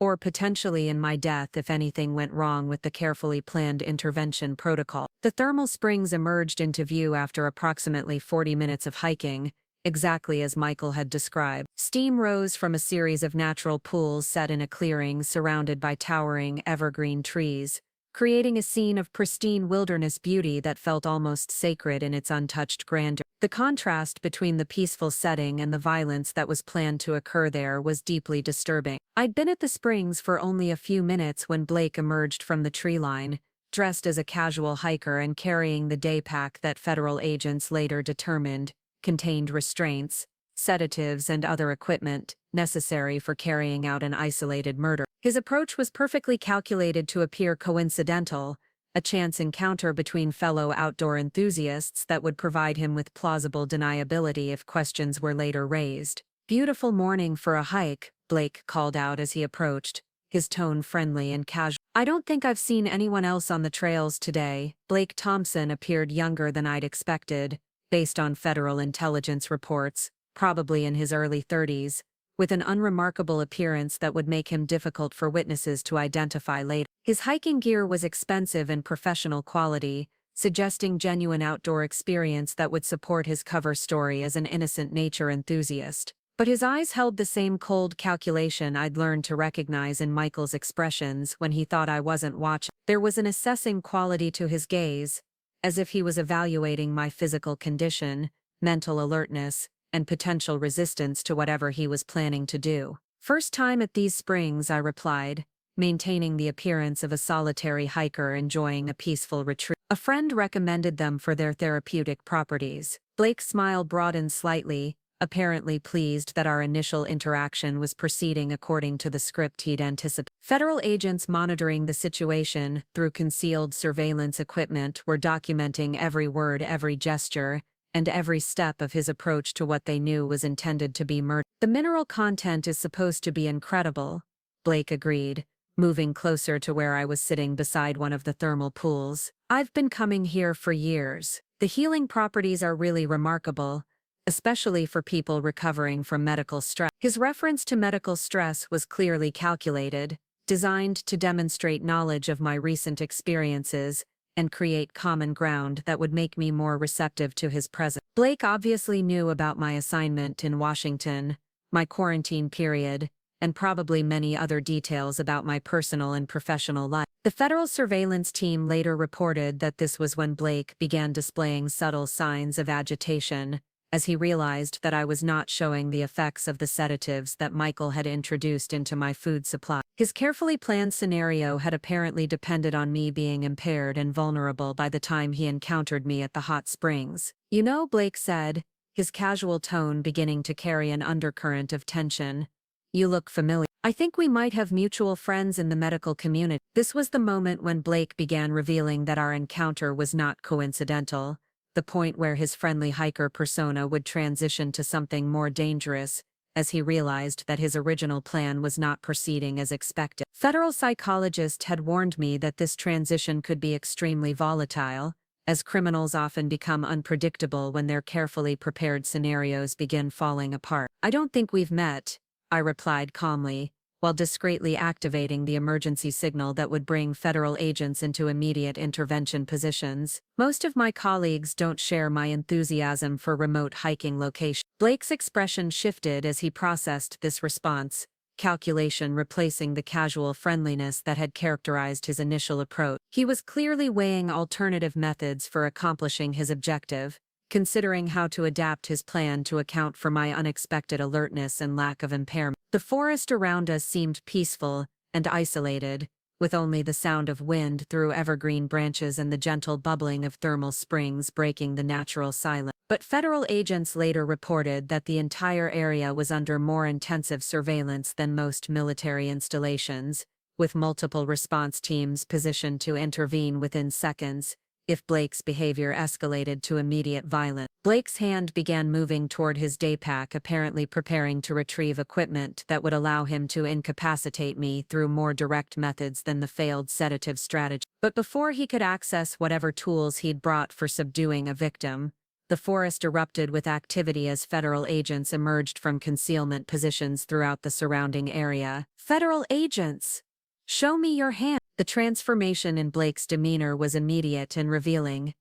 Instead of displaying the confusion or surprise that an innocent hiker might show when confronted by armed federal agents, he immediately assumed a defensive posture and began scanning for escape routes. His reaction clearly indicated guilt and awareness of criminal activity. Dr. Foster appeared through the tree line wearing full tactical gear, his voice carrying the authority of someone accustomed to directing high-stakes law enforcement operations. Blake Thompson, you're under arrest for conspiracy to commit murder, insurance fraud, and multiple federal violations. The arrest proceeded smoothly, with Blake offering no resistance once he realized the futility of attempting to escape from the coordinated federal response team. His cooperation was likely motivated by recognition that his situation was hopeless and that his best chance for avoiding the most severe criminal penalties would come from providing information about the broader network he'd been part of. As federal agents secured Blake and began processing the extensive evidence they'd gathered during the operation, I felt a profound sense of satisfaction at watching his carefully planned murder attempt collapse in real time. This man had spent weeks preparing to kill me, had traveled to this remote location specifically to carry out Michael's instructions for staging my death, and had been moments away from attempting to execute their plan when federal intervention had stopped him. The coordination required to arrest both Blake and Michael simultaneously, while preserving all evidence of their conspiracy, had been a masterpiece of federal law enforcement planning. The timing had been perfect, preventing either suspect from warning the other, or destroying crucial evidence that would be needed for prosecution. Foster explained that Michael had been arrested at our home in Portland at exactly the same moment that Blake was being taken into custody at the hot spring. The simultaneous arrests had been coordinated to prevent any communication between the co-conspirators and to preserve the integrity of evidence at multiple locations connected to their criminal network. We've also executed search warrants on 14 additional locations. Foster continued as we prepared to leave the hot springs. Bank safety deposit boxes, storage units, Blake's law office, and several properties connected to their associates. The initial evidence suggests this operation was far more extensive than we originally suspected. The ride back to Portland provided time to process the magnitude of what had just occurred. I'd been minutes away from becoming the victim of a carefully planned murder, saved only by my accidental discovery of Michael's conversation at the gas station, and the rapid response of federal investigators who'd recognized the sophisticated nature of the threat. But the successful intervention had accomplished much more than simply saving my life. The evidence gathered during the operation would be used to prosecute not only Michael and Blake, but potentially dozens of other individuals involved in their network of crimes targeting healthcare professionals and other vulnerable populations. Elena was waiting at the federal building in Portland when we arrived, her expression combining professional satisfaction with personal relief at my safety. Both arrests went exactly according to plan, she reported. Michael's reaction to federal agents entering your home was particularly revealing. He immediately began demanding legal representation and refused to answer any questions. The contrast between Michael's and Blake's responses to arrest was telling. While Blake had quickly begun cooperating with investigators in hopes of securing a favorable plea agreement, Michael had maintained his defiant attitude and continued attempting to manipulate the situation, even while in federal custody. Michael is claiming that he was set up, Elena continued, but the evidence against him is overwhelming. The recorded conversations, the surveillance footage, the financial records, and Blake's confession, create an absolutely airtight case for prosecution. Blake's decision to cooperate with federal investigators had immediately begun yielding information about the broader criminal network they'd been part of. His confession revealed details about previous murders they'd committed, identified other criminals involved in similar schemes, and provided evidence about corruption within insurance companies and government agencies that had enabled their operation. The scope of what we've uncovered is staggering, Dr. Foster explained during the comprehensive debriefing session. This wasn't just two criminals working together. It was an organized network that had been operating across multiple states for over a decade, targeting healthcare professionals, teachers, social workers, and other individuals whose professional dedication made them vulnerable to specific types of exploitation. The financial scale of their crimes was enormous. Federal investigators estimated that the network had collected over $15 million in fraudulent insurance payouts over a 10-year period, with individual schemes targeting victims whose policies ranged from several $100,000 to multiple millions depending on their professional status and personal wealth. Michael's reaction to his arrest had been particularly revealing about his true personality. Instead of maintaining the loving husband persona he'd performed for 3 years, he'd immediately reverted to his real character, displaying a cold arrogance and complete lack of remorse that was entirely different from the man I thought I'd marry. Federal agents reported that Michael had shown no concern for my safety or well-being during his arrest,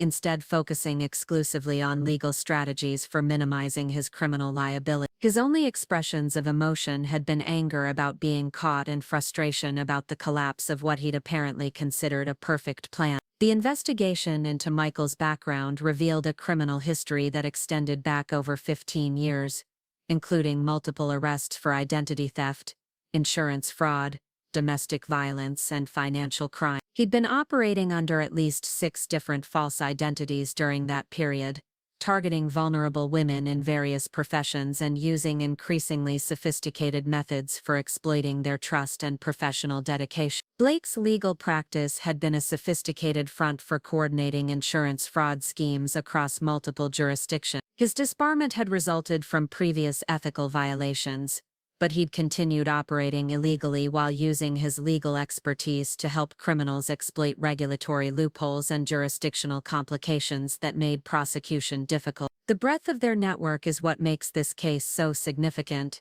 Elena explained during one of our post-operation briefings. We're not just dealing with 2 criminals who targeted you specifically. We've uncovered an organized enterprise that has been systematically preying on healthcare professionals and other vulnerable populations for over a decade. The evidence gathered during the operation revealed connections to organized crime syndicates, corrupt officials in multiple state governments, and international criminal organizations involved in identity theft and financial fraud. What had begun as an investigation into my husband's betrayal had exposed a criminal network that operated with the sophistication of a major corporation. As the immediate crisis resolved and the legal proceedings began, I found myself facing fundamental questions about how to rebuild my life after experiencing such a profound violation of trust. The woman who had been Natasha Reynolds' devoted wife and respected medical researcher no longer existed in any meaningful sense. That identity had been based on assumptions and relationships that had been completely undermined by the revelation of Michael's true nature and criminal intention. But in the process of fighting back against his deception and helping expose his criminal network, I'd discovered capabilities and strengths that I hadn't known I possessed. Elena offered me an opportunity to join a federal task force dedicated to investigating crimes, targeting healthcare professionals, using my experience and expertise to help protect other potential victims from similar exploitation. It was a chance to transform my personal trauma into professional purpose, ensuring that what had happened to me would serve to protect others from similar victimization. The decision felt inevitable. Michael and Blake had targeted me specifically because of my professional dedication and medical expertise, had attempted to use my commitment to helping others as a weapon against me. Their plan had backfired completely, providing law enforcement with unprecedented insight into their methods and enabling the protection of future potential victims. The federal task force work would represent more than just a career change.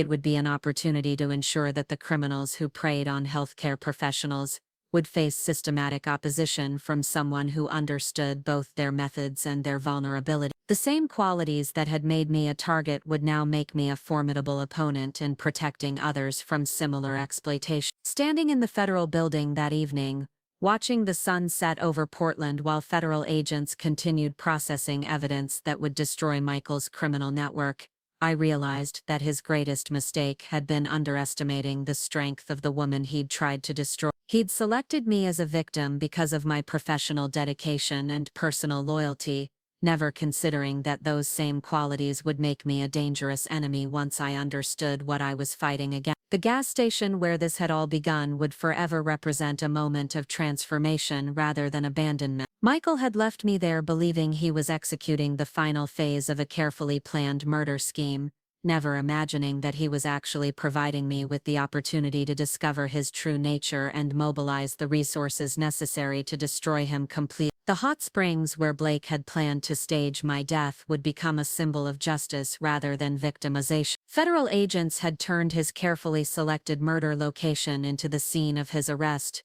transforming what was supposed to be the perfect crime into the perfect evidence of premeditated conspiracy to commit murder. But beyond the personal satisfaction of seeing justice served, the operation had achieved something much more significant. The evidence gathered would be used to protect dozens of other potential victims, to prosecute criminals who had been operating with impunity for years, and to reform the regulatory systems that had allowed such exploitation to continue undetected. The network of federal agencies, healthcare institutions, and law enforcement organizations that had been mobilized to investigate Michael's crimes would continue working to identify and neutralize similar threats. The protocols developed during the investigation would be used to protect other healthcare professionals from being targeted by criminals who sought to exploit their professional dedication. Sometimes the greatest victories come not from avoiding danger but from facing it directly and using the experience to protect others from similar threats. Michael had tried to destroy me, but his failure had instead created exactly the kind of opponent he should have feared most,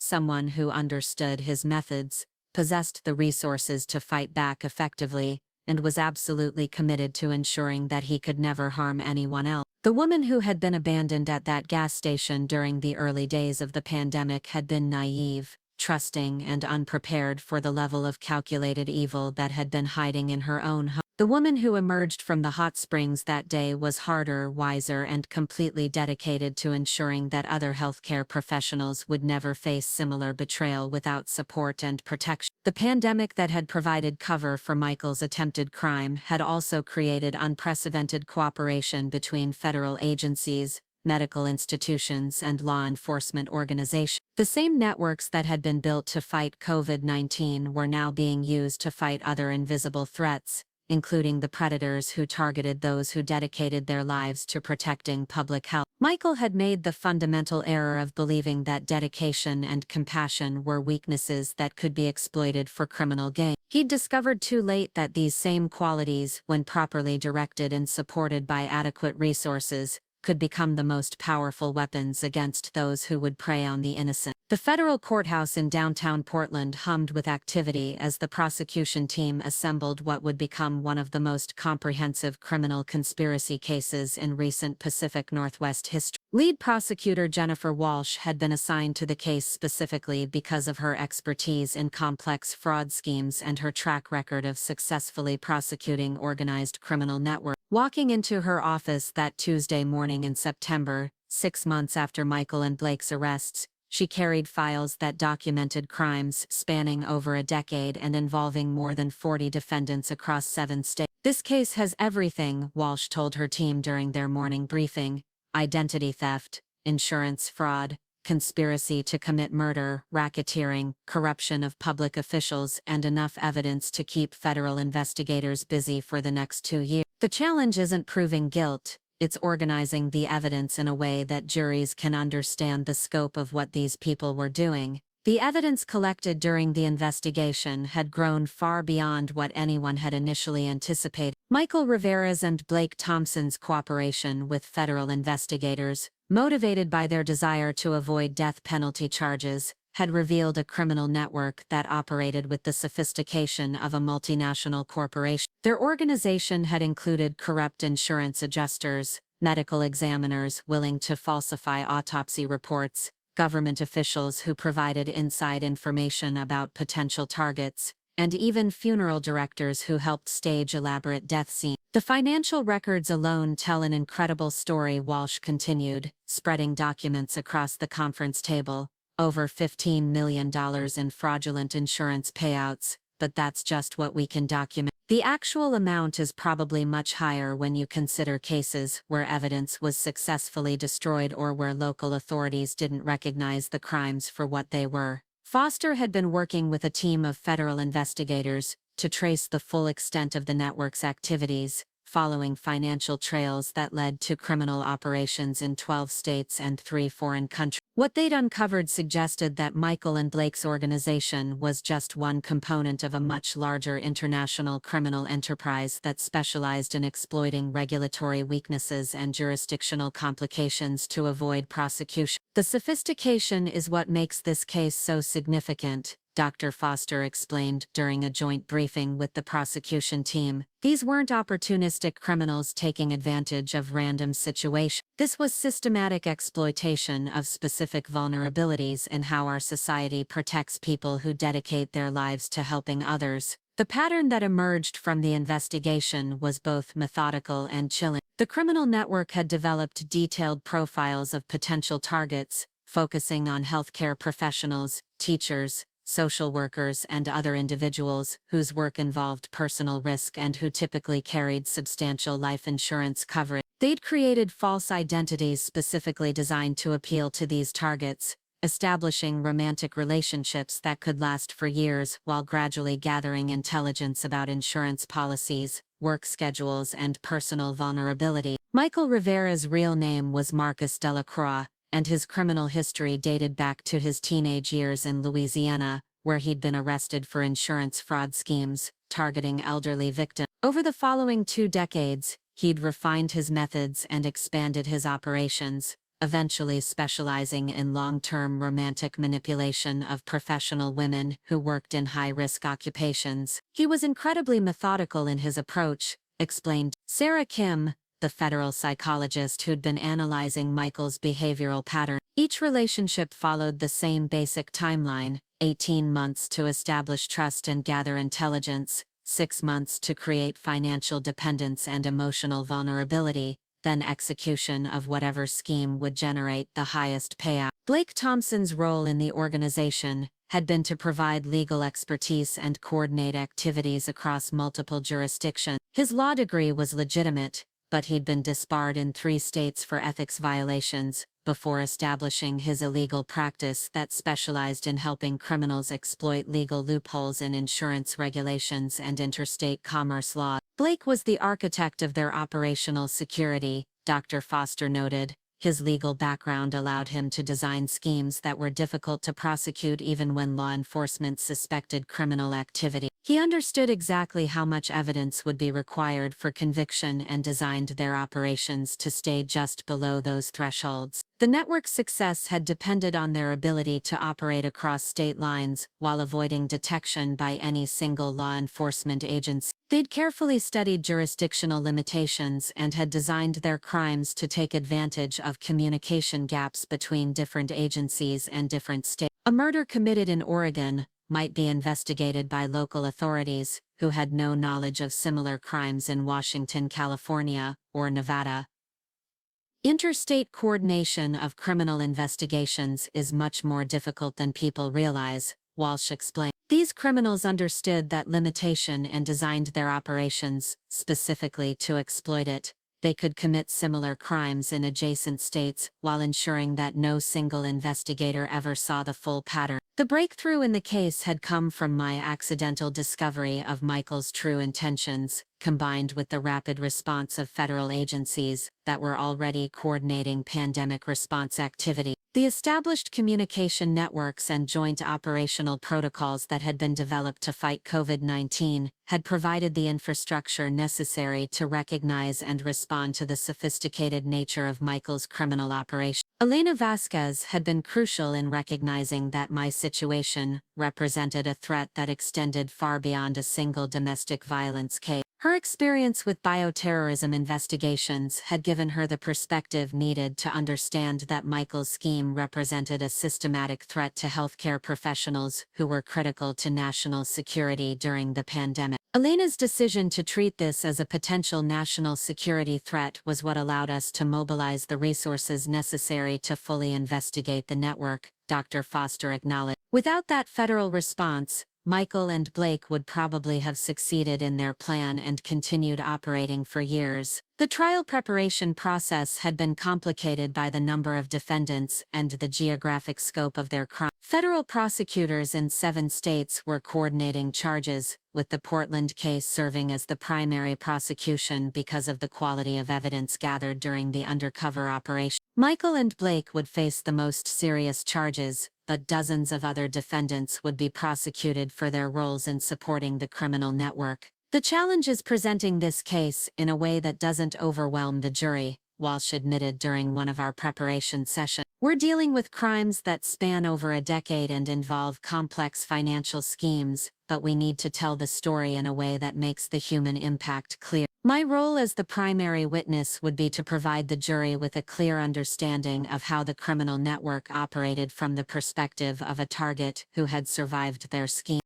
The prosecution team had decided to focus on the systematic nature of the crimes rather than just the specific attempt on my life, using my experience to illustrate the sophisticated methods that had been used against dozens of other victims. Your testimony is crucial because you're the only surviving victim who fully understands what these people were doing, Walsh explained. The other survivors were so traumatized by their experiences that they're not able to provide the kind of detailed analysis that we need to convey the systematic nature of these crimes. The preparation for testifying required me to review hundreds of hours of recorded conversations, thousands of pages of financial documents, and detailed timelines of criminal activities that extended back over 15 years. The process was emotionally exhausting, but it also provided a comprehensive understanding of how sophisticated and extensive the criminal network had become.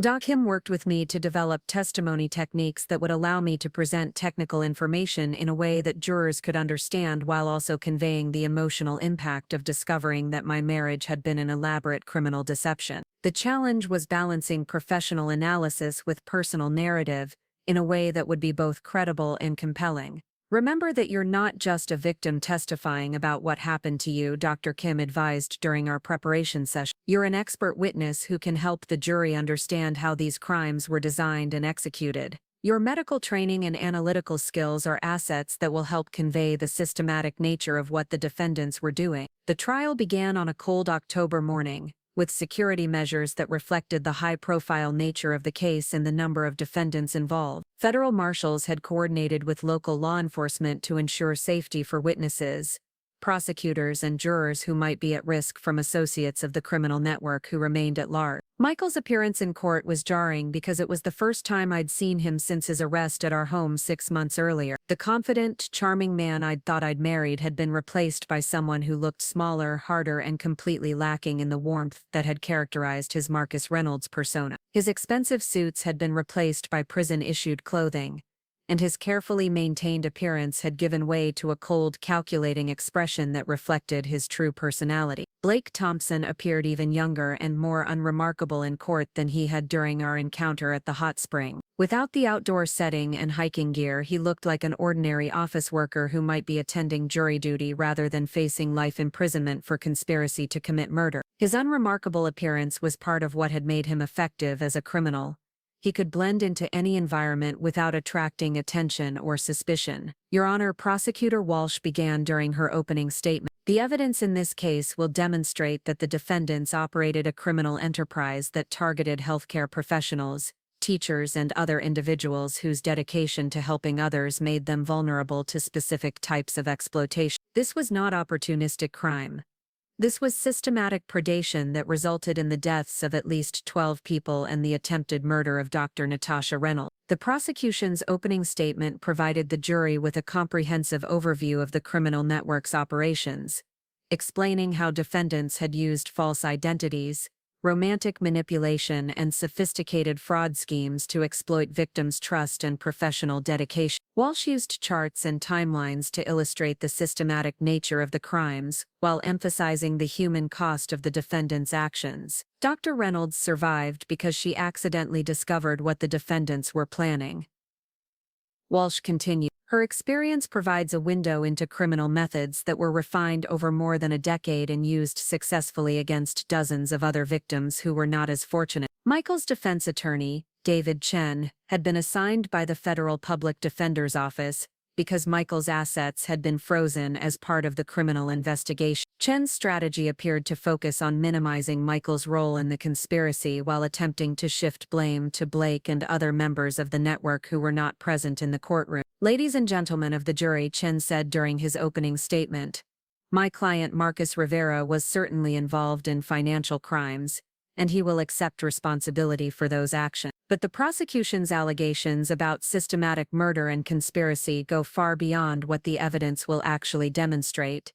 Mr. Rivera became involved with dangerous people who exploited his weaknesses, and he found himself in situations that spiraled beyond his control. Blake's defense attorney, Maria Santos, had been hired by associates of the criminal network and was pursuing a strategy that focused on challenging the admissibility of evidence gathered during the undercover operation. Santos argued that federal investigators had entrapped her client and that the surveillance methods used violated his constitutional rights. The government's case against Mr. Thompson is based entirely on evidence gathered through entrapment and illegal surveillance.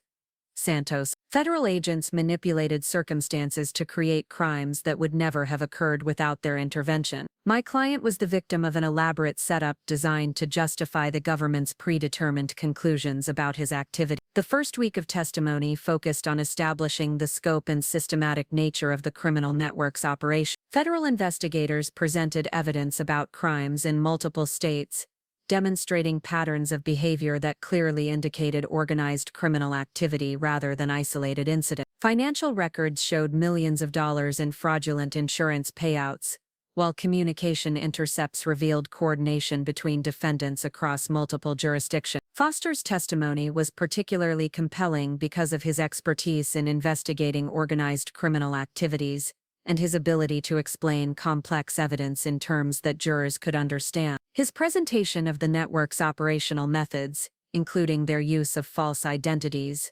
sophisticated surveillance techniques, and coordinated legal strategies, provided the jury with a clear understanding of the scope of what the defendants had been doing. This criminal organization operated with the sophistication of a major corporation, Dr. Foster testified. They had specialized roles, systematic training programs, operational security protocols, and quality control measures to ensure that their crimes would be difficult to detect and prosecute. The level of organization indicates years of refinement and suggests that the crimes we've documented represent only a portion of their actual activity. The prosecution's presentation of financial evidence was devastating to the defense's attempts to portray the defendants as small-time criminals who had gotten in over their head. Bank records, insurance documents, and international wire transfers demonstrated a criminal enterprise that had generated enormous profits while systematically destroying the lives of people who had dedicated themselves to helping others. Elena Vasquez testified about the federal response to my situation and the decision to treat the case as a potential national security threat. Her testimony helped the jury understand why such extensive resources had been devoted to investigating what might initially have appeared to be a domestic dispute, while also providing context for the sophisticated surveillance operation that had documented the defendants' crimes. Dr. Lund's situation represented a threat not just to her personally but to the healthcare professionals who were critical to our pandemic response. Elena testified, the defendants were systematically targeting the very people our society depends on during medical emergency. That made their crimes a national security issue that required federal intervention. The recorded conversations between Michael and Blake, captured during the undercover operation, provided the most damning evidence against both defendants. The jury heard Michael discussing my planned death with the same casual tone he might use to plan a vacation, while Blake provided detailed instructions about staging the murder to look like an accidental drowning in the thermal pool. If she vanishes in the hot springs, the insurance investigation will be straightforward, Blake's voice said through the courtroom speakers. Accidental death due to thermal burns and drowning, possibly complicated by disorientation from her recent virus exposure. The payout is automatic, and there's no reason for anyone to look deeper into the circumstances. The impact of hearing these conversations in open court was profound both for the jury and for me personally. Listening to two people discuss my planned murder with such clinical detachment, in front of 12 strangers who would determine their fate, provided a sense of validation and justice that I hadn't fully anticipated. Michael's reaction to hearing his own recorded voice discussing my death was telling. Instead of showing remorse or embarrassment, he appeared angry that his private conversations had been intercepted and were being used against him. His expression during the playback suggested that he was more upset about being caught than about the content of what he'd been planning. Blake's demeanor during the recording playback was different, showing signs of genuine distress that suggested he understood the devastating impact of the evidence against him. His defense attorney had apparently advised him that his only hope for avoiding the most serious penalties would come from continuing to cooperate with federal investigators and accepting responsibility for his crime. My testimony began during the second week of the trial and continued for 3 full days. The prosecution had prepared me to present both the personal narrative of discovering my husband's betrayal and the technical analysis of how the criminal network's methods had been designed to exploit the specific vulnerabilities of healthcare professionals. Dr. Reynolds, Prosecutor Walsh began, please tell the jury about your professional background and how you came to be involved in pandemic response activity. The questions were designed to establish my credibility as both a victim and an expert witness, helping the jury understand that my analysis of the defendant's methods was based on professional expertise rather than just personal experience. The prosecution wanted to emphasize that my survival had resulted from my medical training and analytical skills rather than just luck or accident. My work in infectious disease research involved studying how pathogens exploit vulnerabilities in their hosts.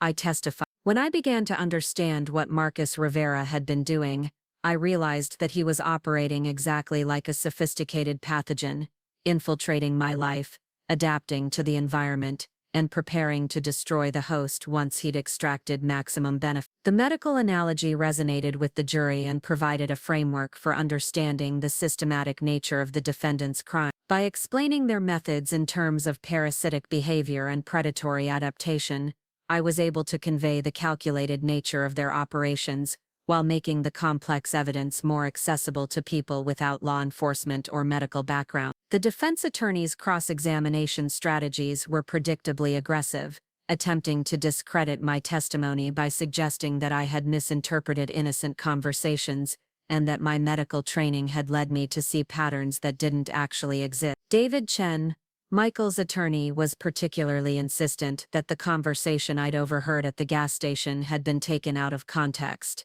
Reynolds, Chen said during cross-examination, isn't it possible that you misunderstood what you heard during a telephone conversation that you admit you only heard portions of? Could your husband have been discussing a hypothetical situation or even a movie plot rather than actual plans to harm you? The question was designed to create reasonable doubt about the foundation of the entire case, suggesting that my interpretation of Michael's conversation had been influenced by stress, paranoia, or professional bias. But the prosecution had prepared me for this line of attack, and I was able to respond with specific details that demonstrated the systematic nature of what I'd discovered. The conversation I overheard included specific references to insurance policy details, timing considerations, and coordination with Mr. Thompson.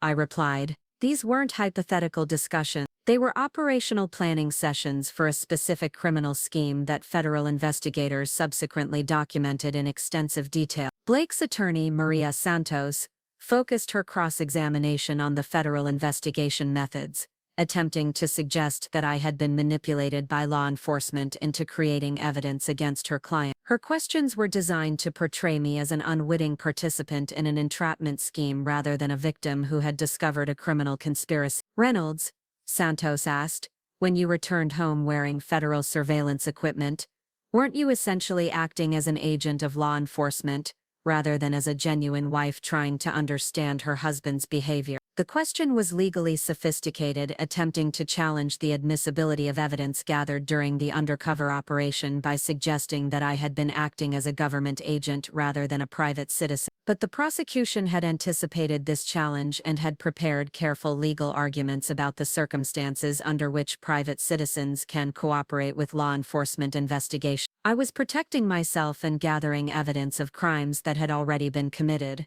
I responded. "Federal agents didn't ask me to create evidence, they asked me to document criminal activities that were already in progress." The prosecution's redirect examination allowed me to clarify the timeline of events and emphasize that federal involvement had begun only after I'd discovered evidence of criminal activity independently. This distinction was crucial for maintaining the admissibility of evidence while also demonstrating that the defendant's crimes had not been the result of government entrapment. The testimony of other survivors provided powerful corroboration of the systematic nature of the defendant's crime. Jennifer Liu, a nurse from Seattle whose husband had been killed in what initially appeared to be a hiking accident, testified about the pattern of financial manipulation and emotional abuse that had preceded his death. Her testimony demonstrated that Michael's methods had been refined through multiple previous schemes. He asked the same questions about my work schedule, the same concerns about my life insurance coverage, and even made the same suggestions about dangerous recreational activities. Liu testified, "When I heard about Dr. Reynolds' case, I realized that my husband's death hadn't been an accident."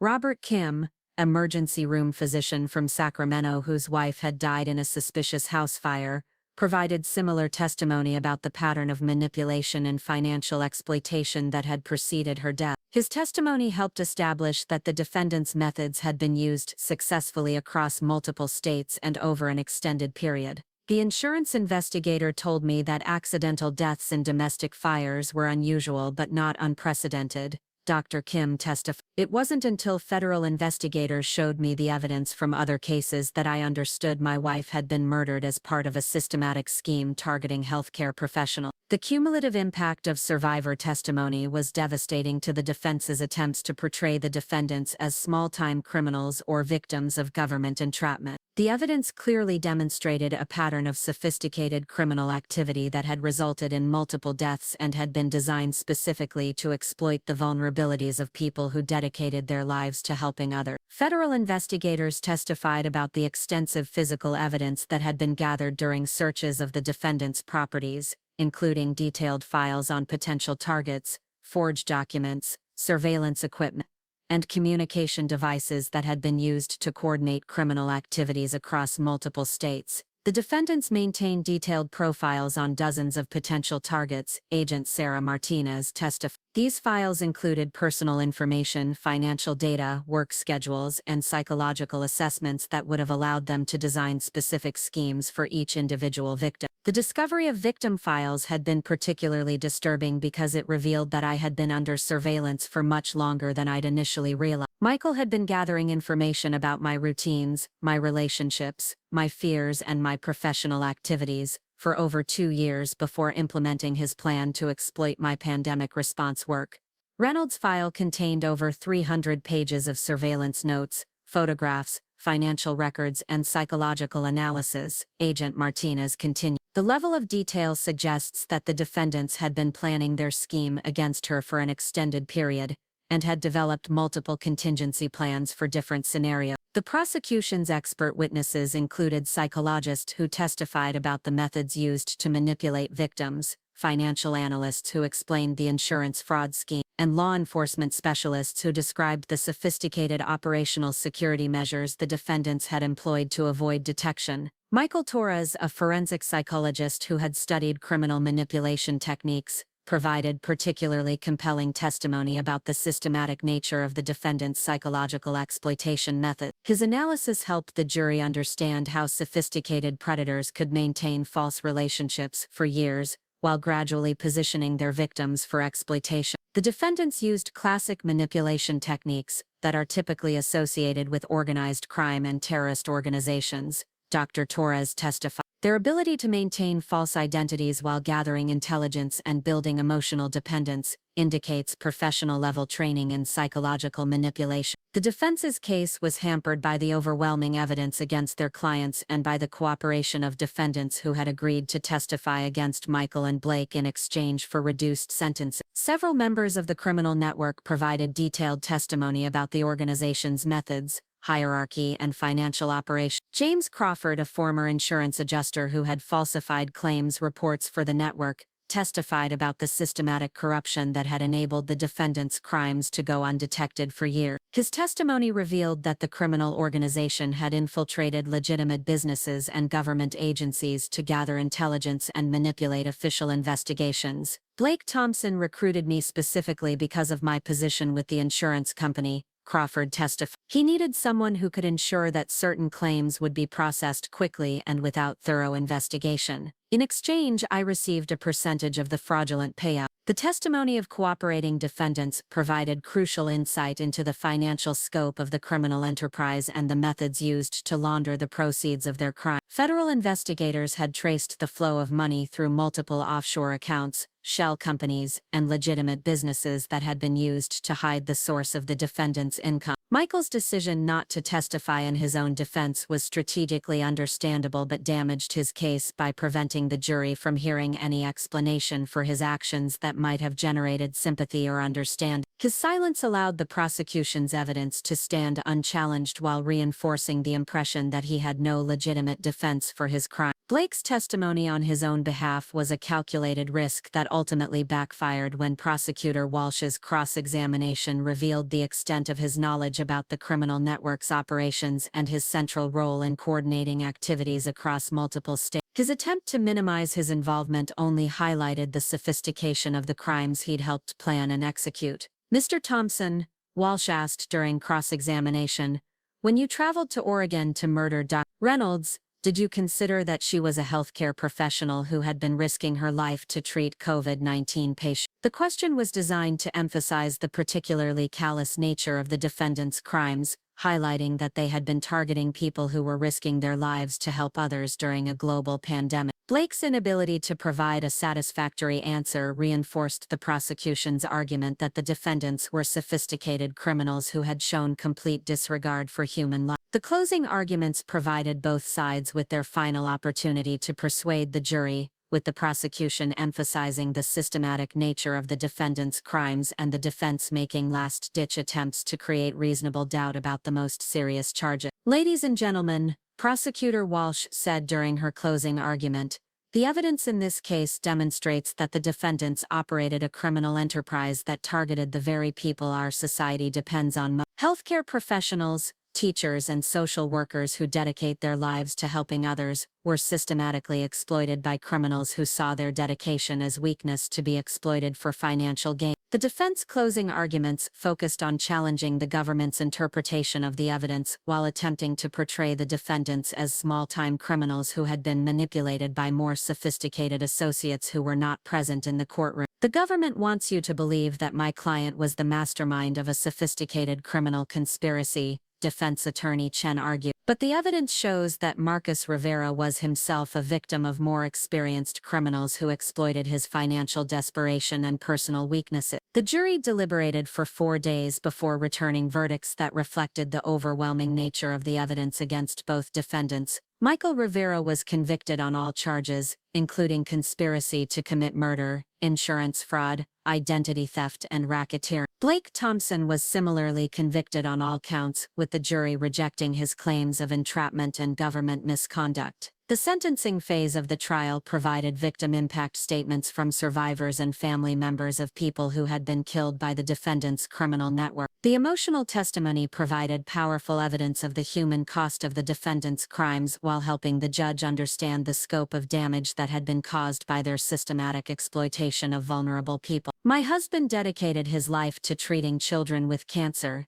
testified Dr. Margaret Foster, whose husband had been killed in what initially appeared to be a bicycle accident. He saved hundreds of lives during his career, and his death was devastating not just to our family but to all the patients who will never benefit from his care. The impact statements revealed that the defendant's crimes had caused damage that extended far beyond the immediate victims and their families. Healthcare institutions had lost experienced professionals, patients had lost access to specialized care, and entire communities had been deprived of people who had dedicated their lives to public service. Judge Patricia Williams sentenced Michael Rivera to life imprisonment without the possibility of parole, emphasizing the premeditated nature of his crimes and the systematic exploitation of people who had dedicated their lives to helping others. Blake Thompson received a sentence of 45 years in federal prison, with the possibility of parole after serving 30 years. The defendants in this case represent a particularly dangerous type of criminal, Judge Williams said during sentencing. They systematically targeted people whose professional dedication made them vulnerable to exploitation,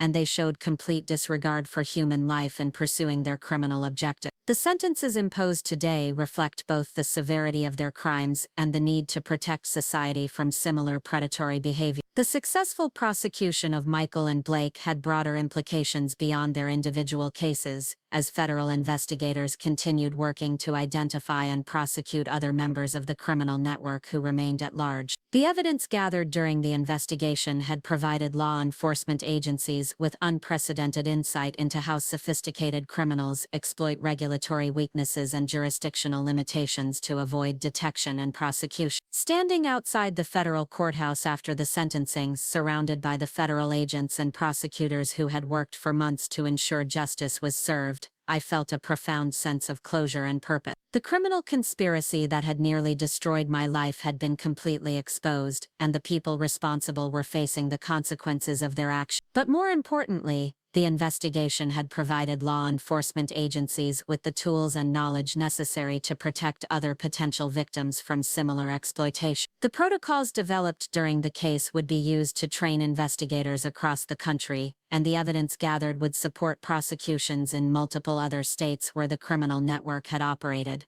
Elena Vasquez had been right when she'd observed that I'd transformed from prey into hunter during the course of the investigation, but the hunting hadn't ended with Michael and Blake's conviction. There were other criminal networks out there, other predators targeting vulnerable people who dedicated their lives to helping others, and the work of exposing and prosecuting them would continue. The federal task force that I'd joined after the trial had already begun investigating similar cases in other states, using the methods and insights developed during my case to identify patterns that might otherwise have gone unnoticed. The same analytical skills that had made me a target for Michael's criminal scheme had now made me a valuable asset in protecting other potential victims. Sometimes the greatest victories come not from avoiding danger, but from facing it directly and using the experience to protect others from similar. Michael and Blake had tried to exploit my professional dedication and personal loyalty as weaknesses, never considering that these same qualities would make me a formidable opponent once I understood what I was fighting against. The gas station where this journey had begun had become a symbol of transformation rather than abandon. Michael had left me there believing he was implementing the final phase of a perfect murder scheme, never imagining that he was actually providing me with the opportunity to discover his true nature and mobilize the resources necessary to destroy his entire criminal operation.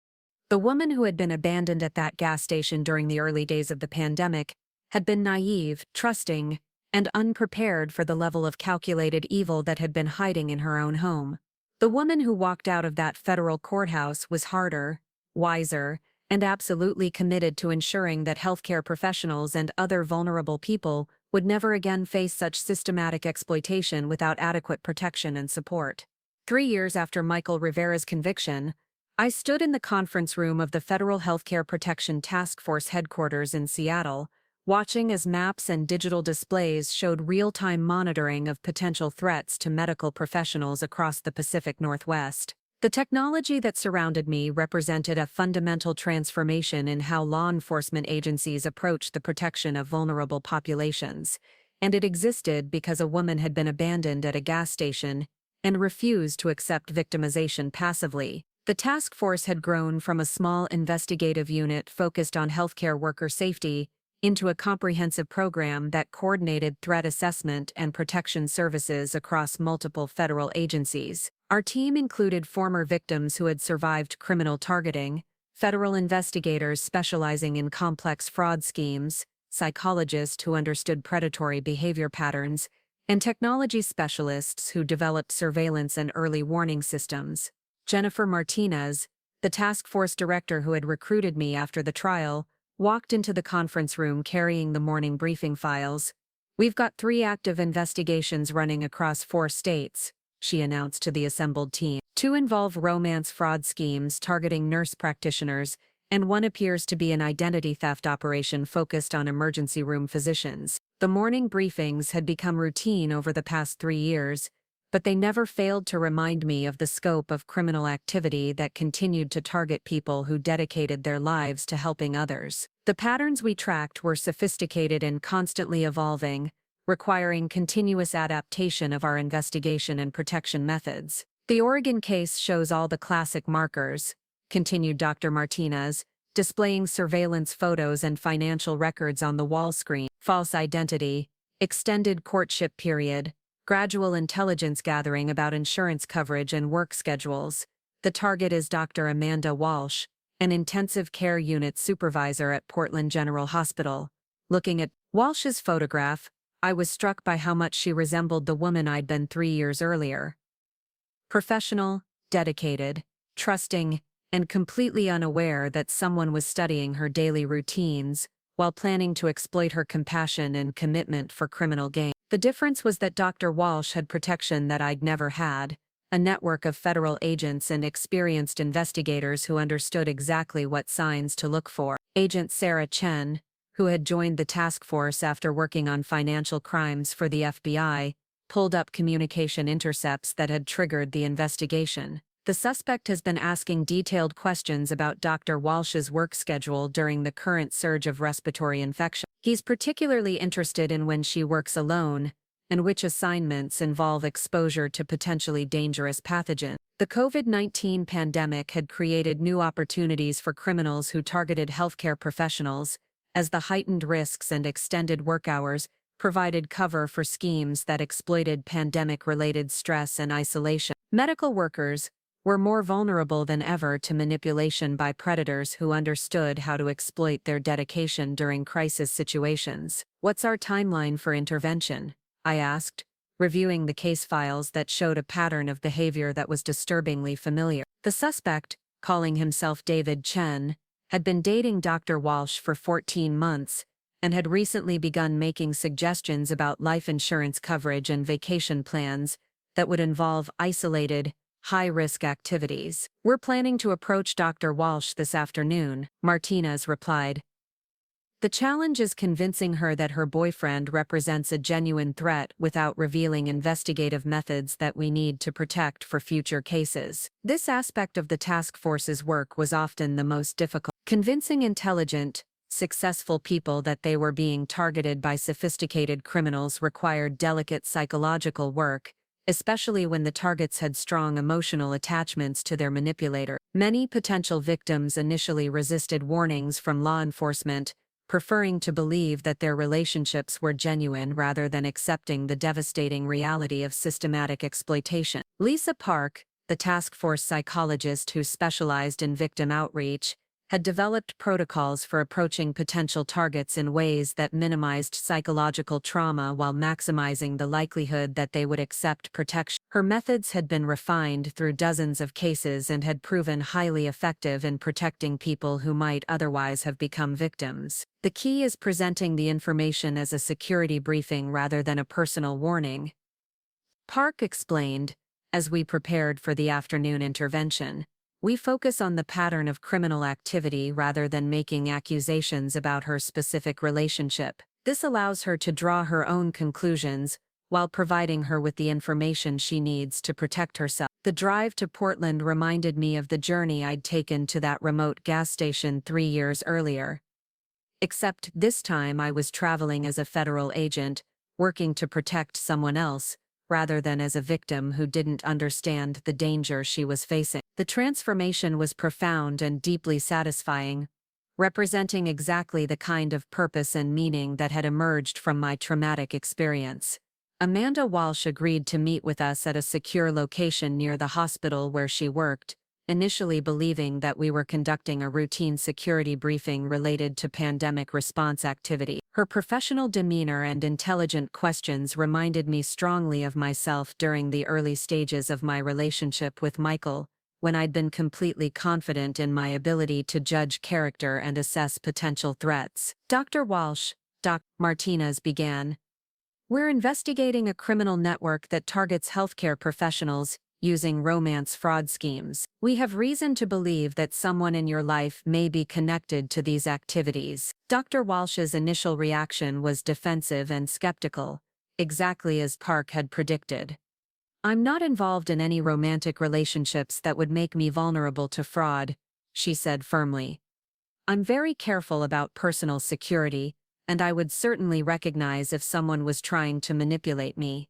Park gently presented the evidence we'd gathered about David Chen's real identity and criminal background, including his connections to known fraud networks and his pattern of targeting healthcare professionals across multiple states. The information was presented factually and without emotional pressure, allowing Dr. Walsh to process the implications at her own pace. The person you know as David Chen is actually Robert Park, a convicted identity thief who has been using romance fraud schemes to target medical professionals for over 8 years.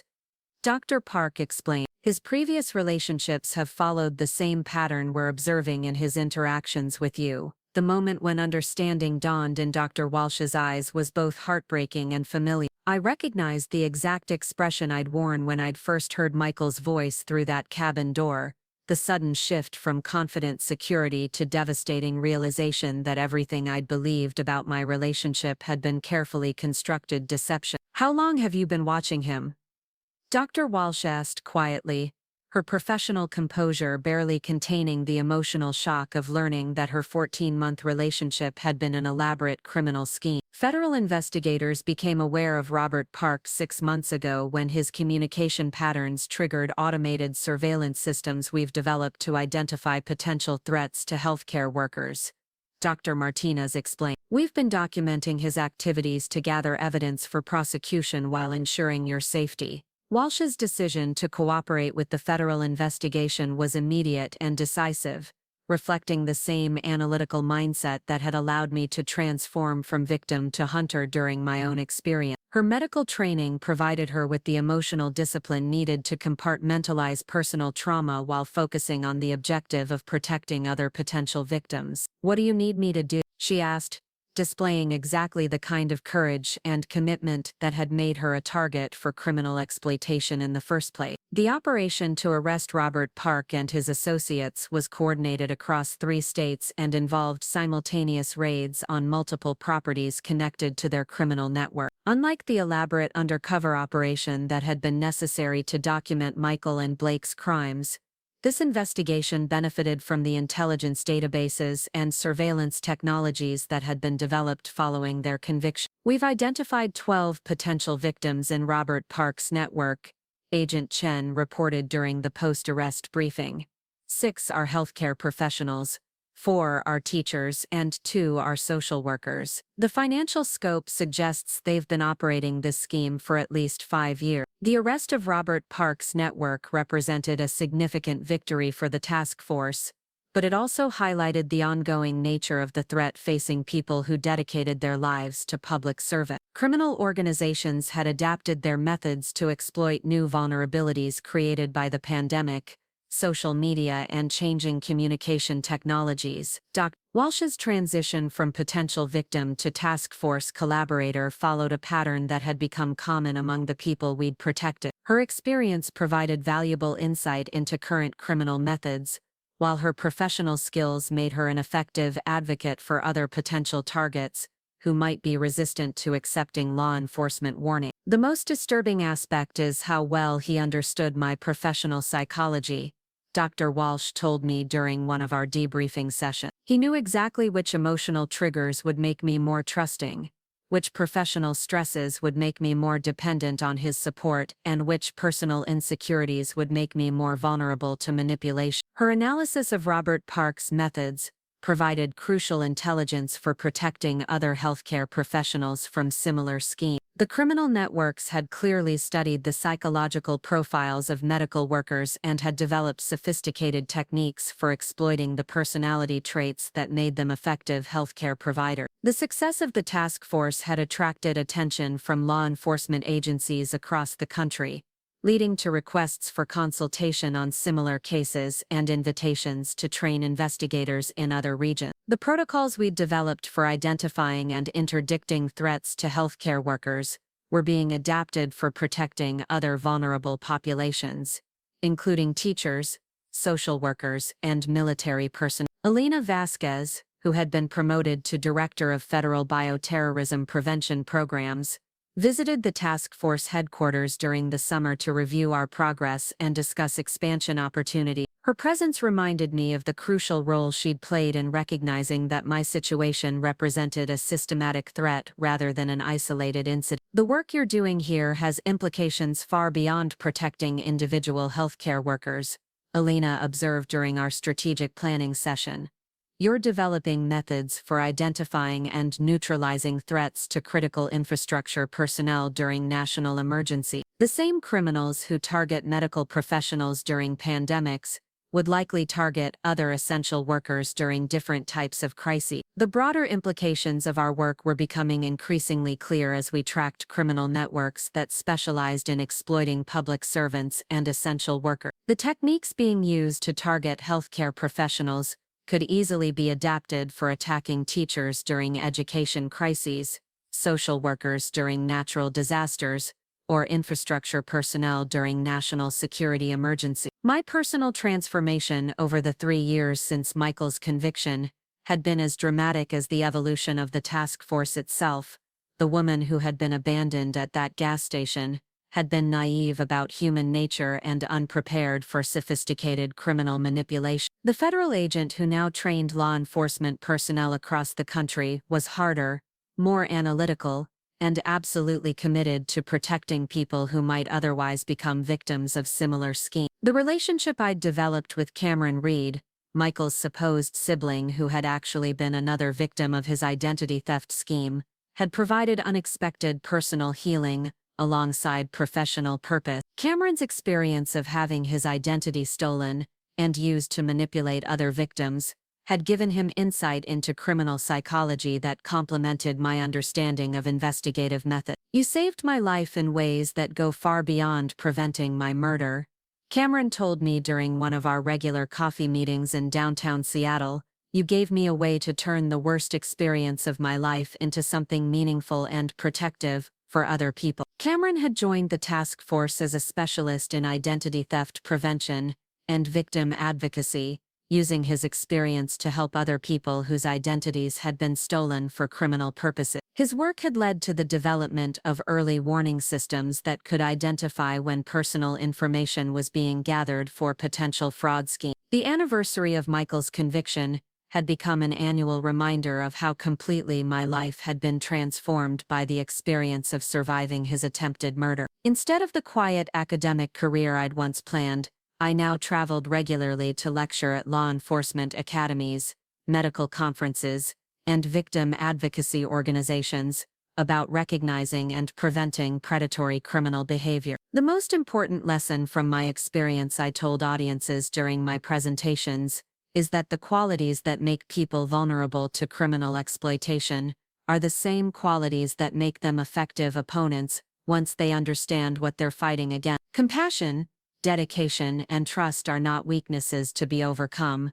They're strengths that need to be protected and channeled appropriately. The research I'd begun into the psychology of criminal manipulation had evolved into a comprehensive study of how predators identify and exploit specific personality traits associated with caregiving profession. The findings had been published in multiple academic journals and had contributed to training programs for healthcare workers, teachers, and social workers who might be targeted by similar schemes. Dr. Sarah Kim, the federal psychologist who had prepared me for testifying against Michael, had become a close colleague and collaborator in developing intervention protocols for protecting potential victims. Her expertise in criminal psychology, combined with my experience as both target and investigator, had produced training materials that were being used by law enforcement agencies across North America. The sophistication of these criminal networks continues to evolve, Doc Kim observed during one of our research sessions. They're incorporating artificial intelligence tools,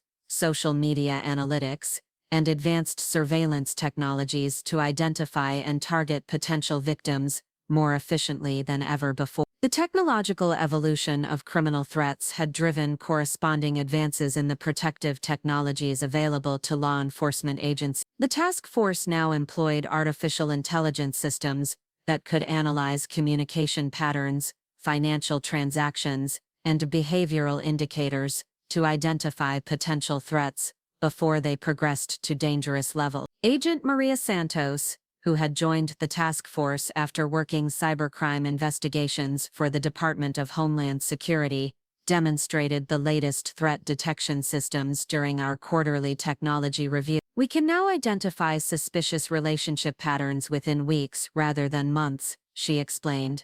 The system flags unusual communication behaviors, financial inquiries, and surveillance activities that indicate potential criminal targeting. The database of criminal methods and victim profiles that we'd developed had become a national resource for law enforcement agencies investigating similar crimes. The patterns we'd identified were being used to train investigators, protect potential victims, and prosecute criminals who might otherwise have operated undetected for years. Standing in the task force headquarters on a bright September morning, reviewing case files that represented dozens of people we'd protected from criminal exploitation, I reflected on the journey that had brought me from abandoned victim to federal law enforcement officer. The woman who had been left at that gas station had believed that trust and compassion were unlimited resources that could be freely given to anyone who appeared to deserve them. The federal agent I'd become understood that trust and compassion were precious resources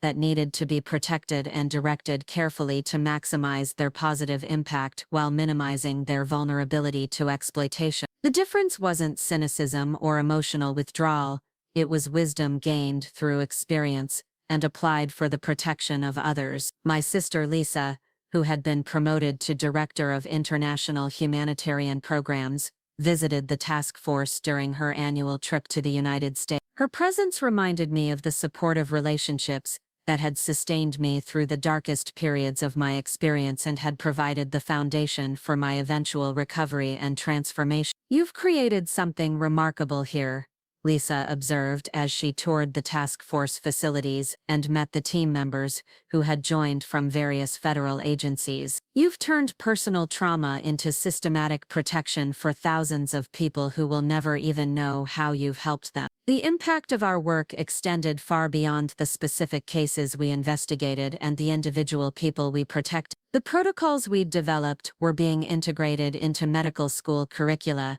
nursing training programs, and continuing education requirements for healthcare professionals across the country.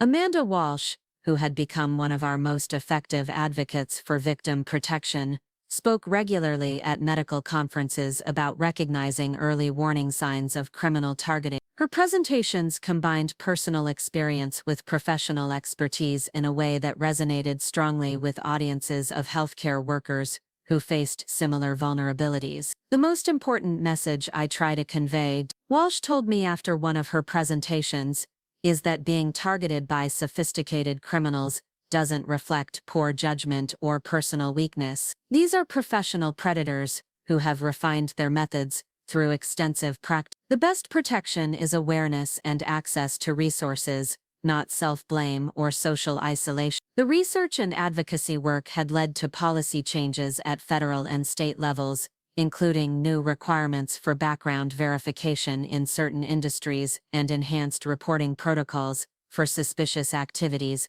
targeting healthcare workers. The legislative impact had been particularly significant in states where previous crimes had gone undetected due to jurisdictional limitations and communication gaps between agencies. As autumn transformed the Seattle landscape and marked the approach of my 4th anniversary with the task force, I prepared for my annual visit to the gas station, where this journey had begun. The location had become a pilgrimage site of sorts, a place where I could reflect on the transformation that had emerged from what could have been the worst experience of my life. The gas station looked exactly the same as it had on that March day when Michael had abandoned me during the early weeks of the pandemic. The same weathered building, the same narrow road winding through dense forest, the same sense of isolation that had made it perfect for Michael's purposes and had provided the catalyst for my eventual transformation. Standing in the parking lot where I'd once felt helpless and abandoned, I thought about all the people whose lives had been protected by the work that had emerged from that moment of crisis. The databases we'd created, the training programs we'd developed, the investigative methods we'd refined, all of it had grown from the decision I'd made that day to fight back against the predator who had tried to destroy me. The difference between the woman who had stood in this parking lot 4 years earlier and the federal agent who stood here now was profound.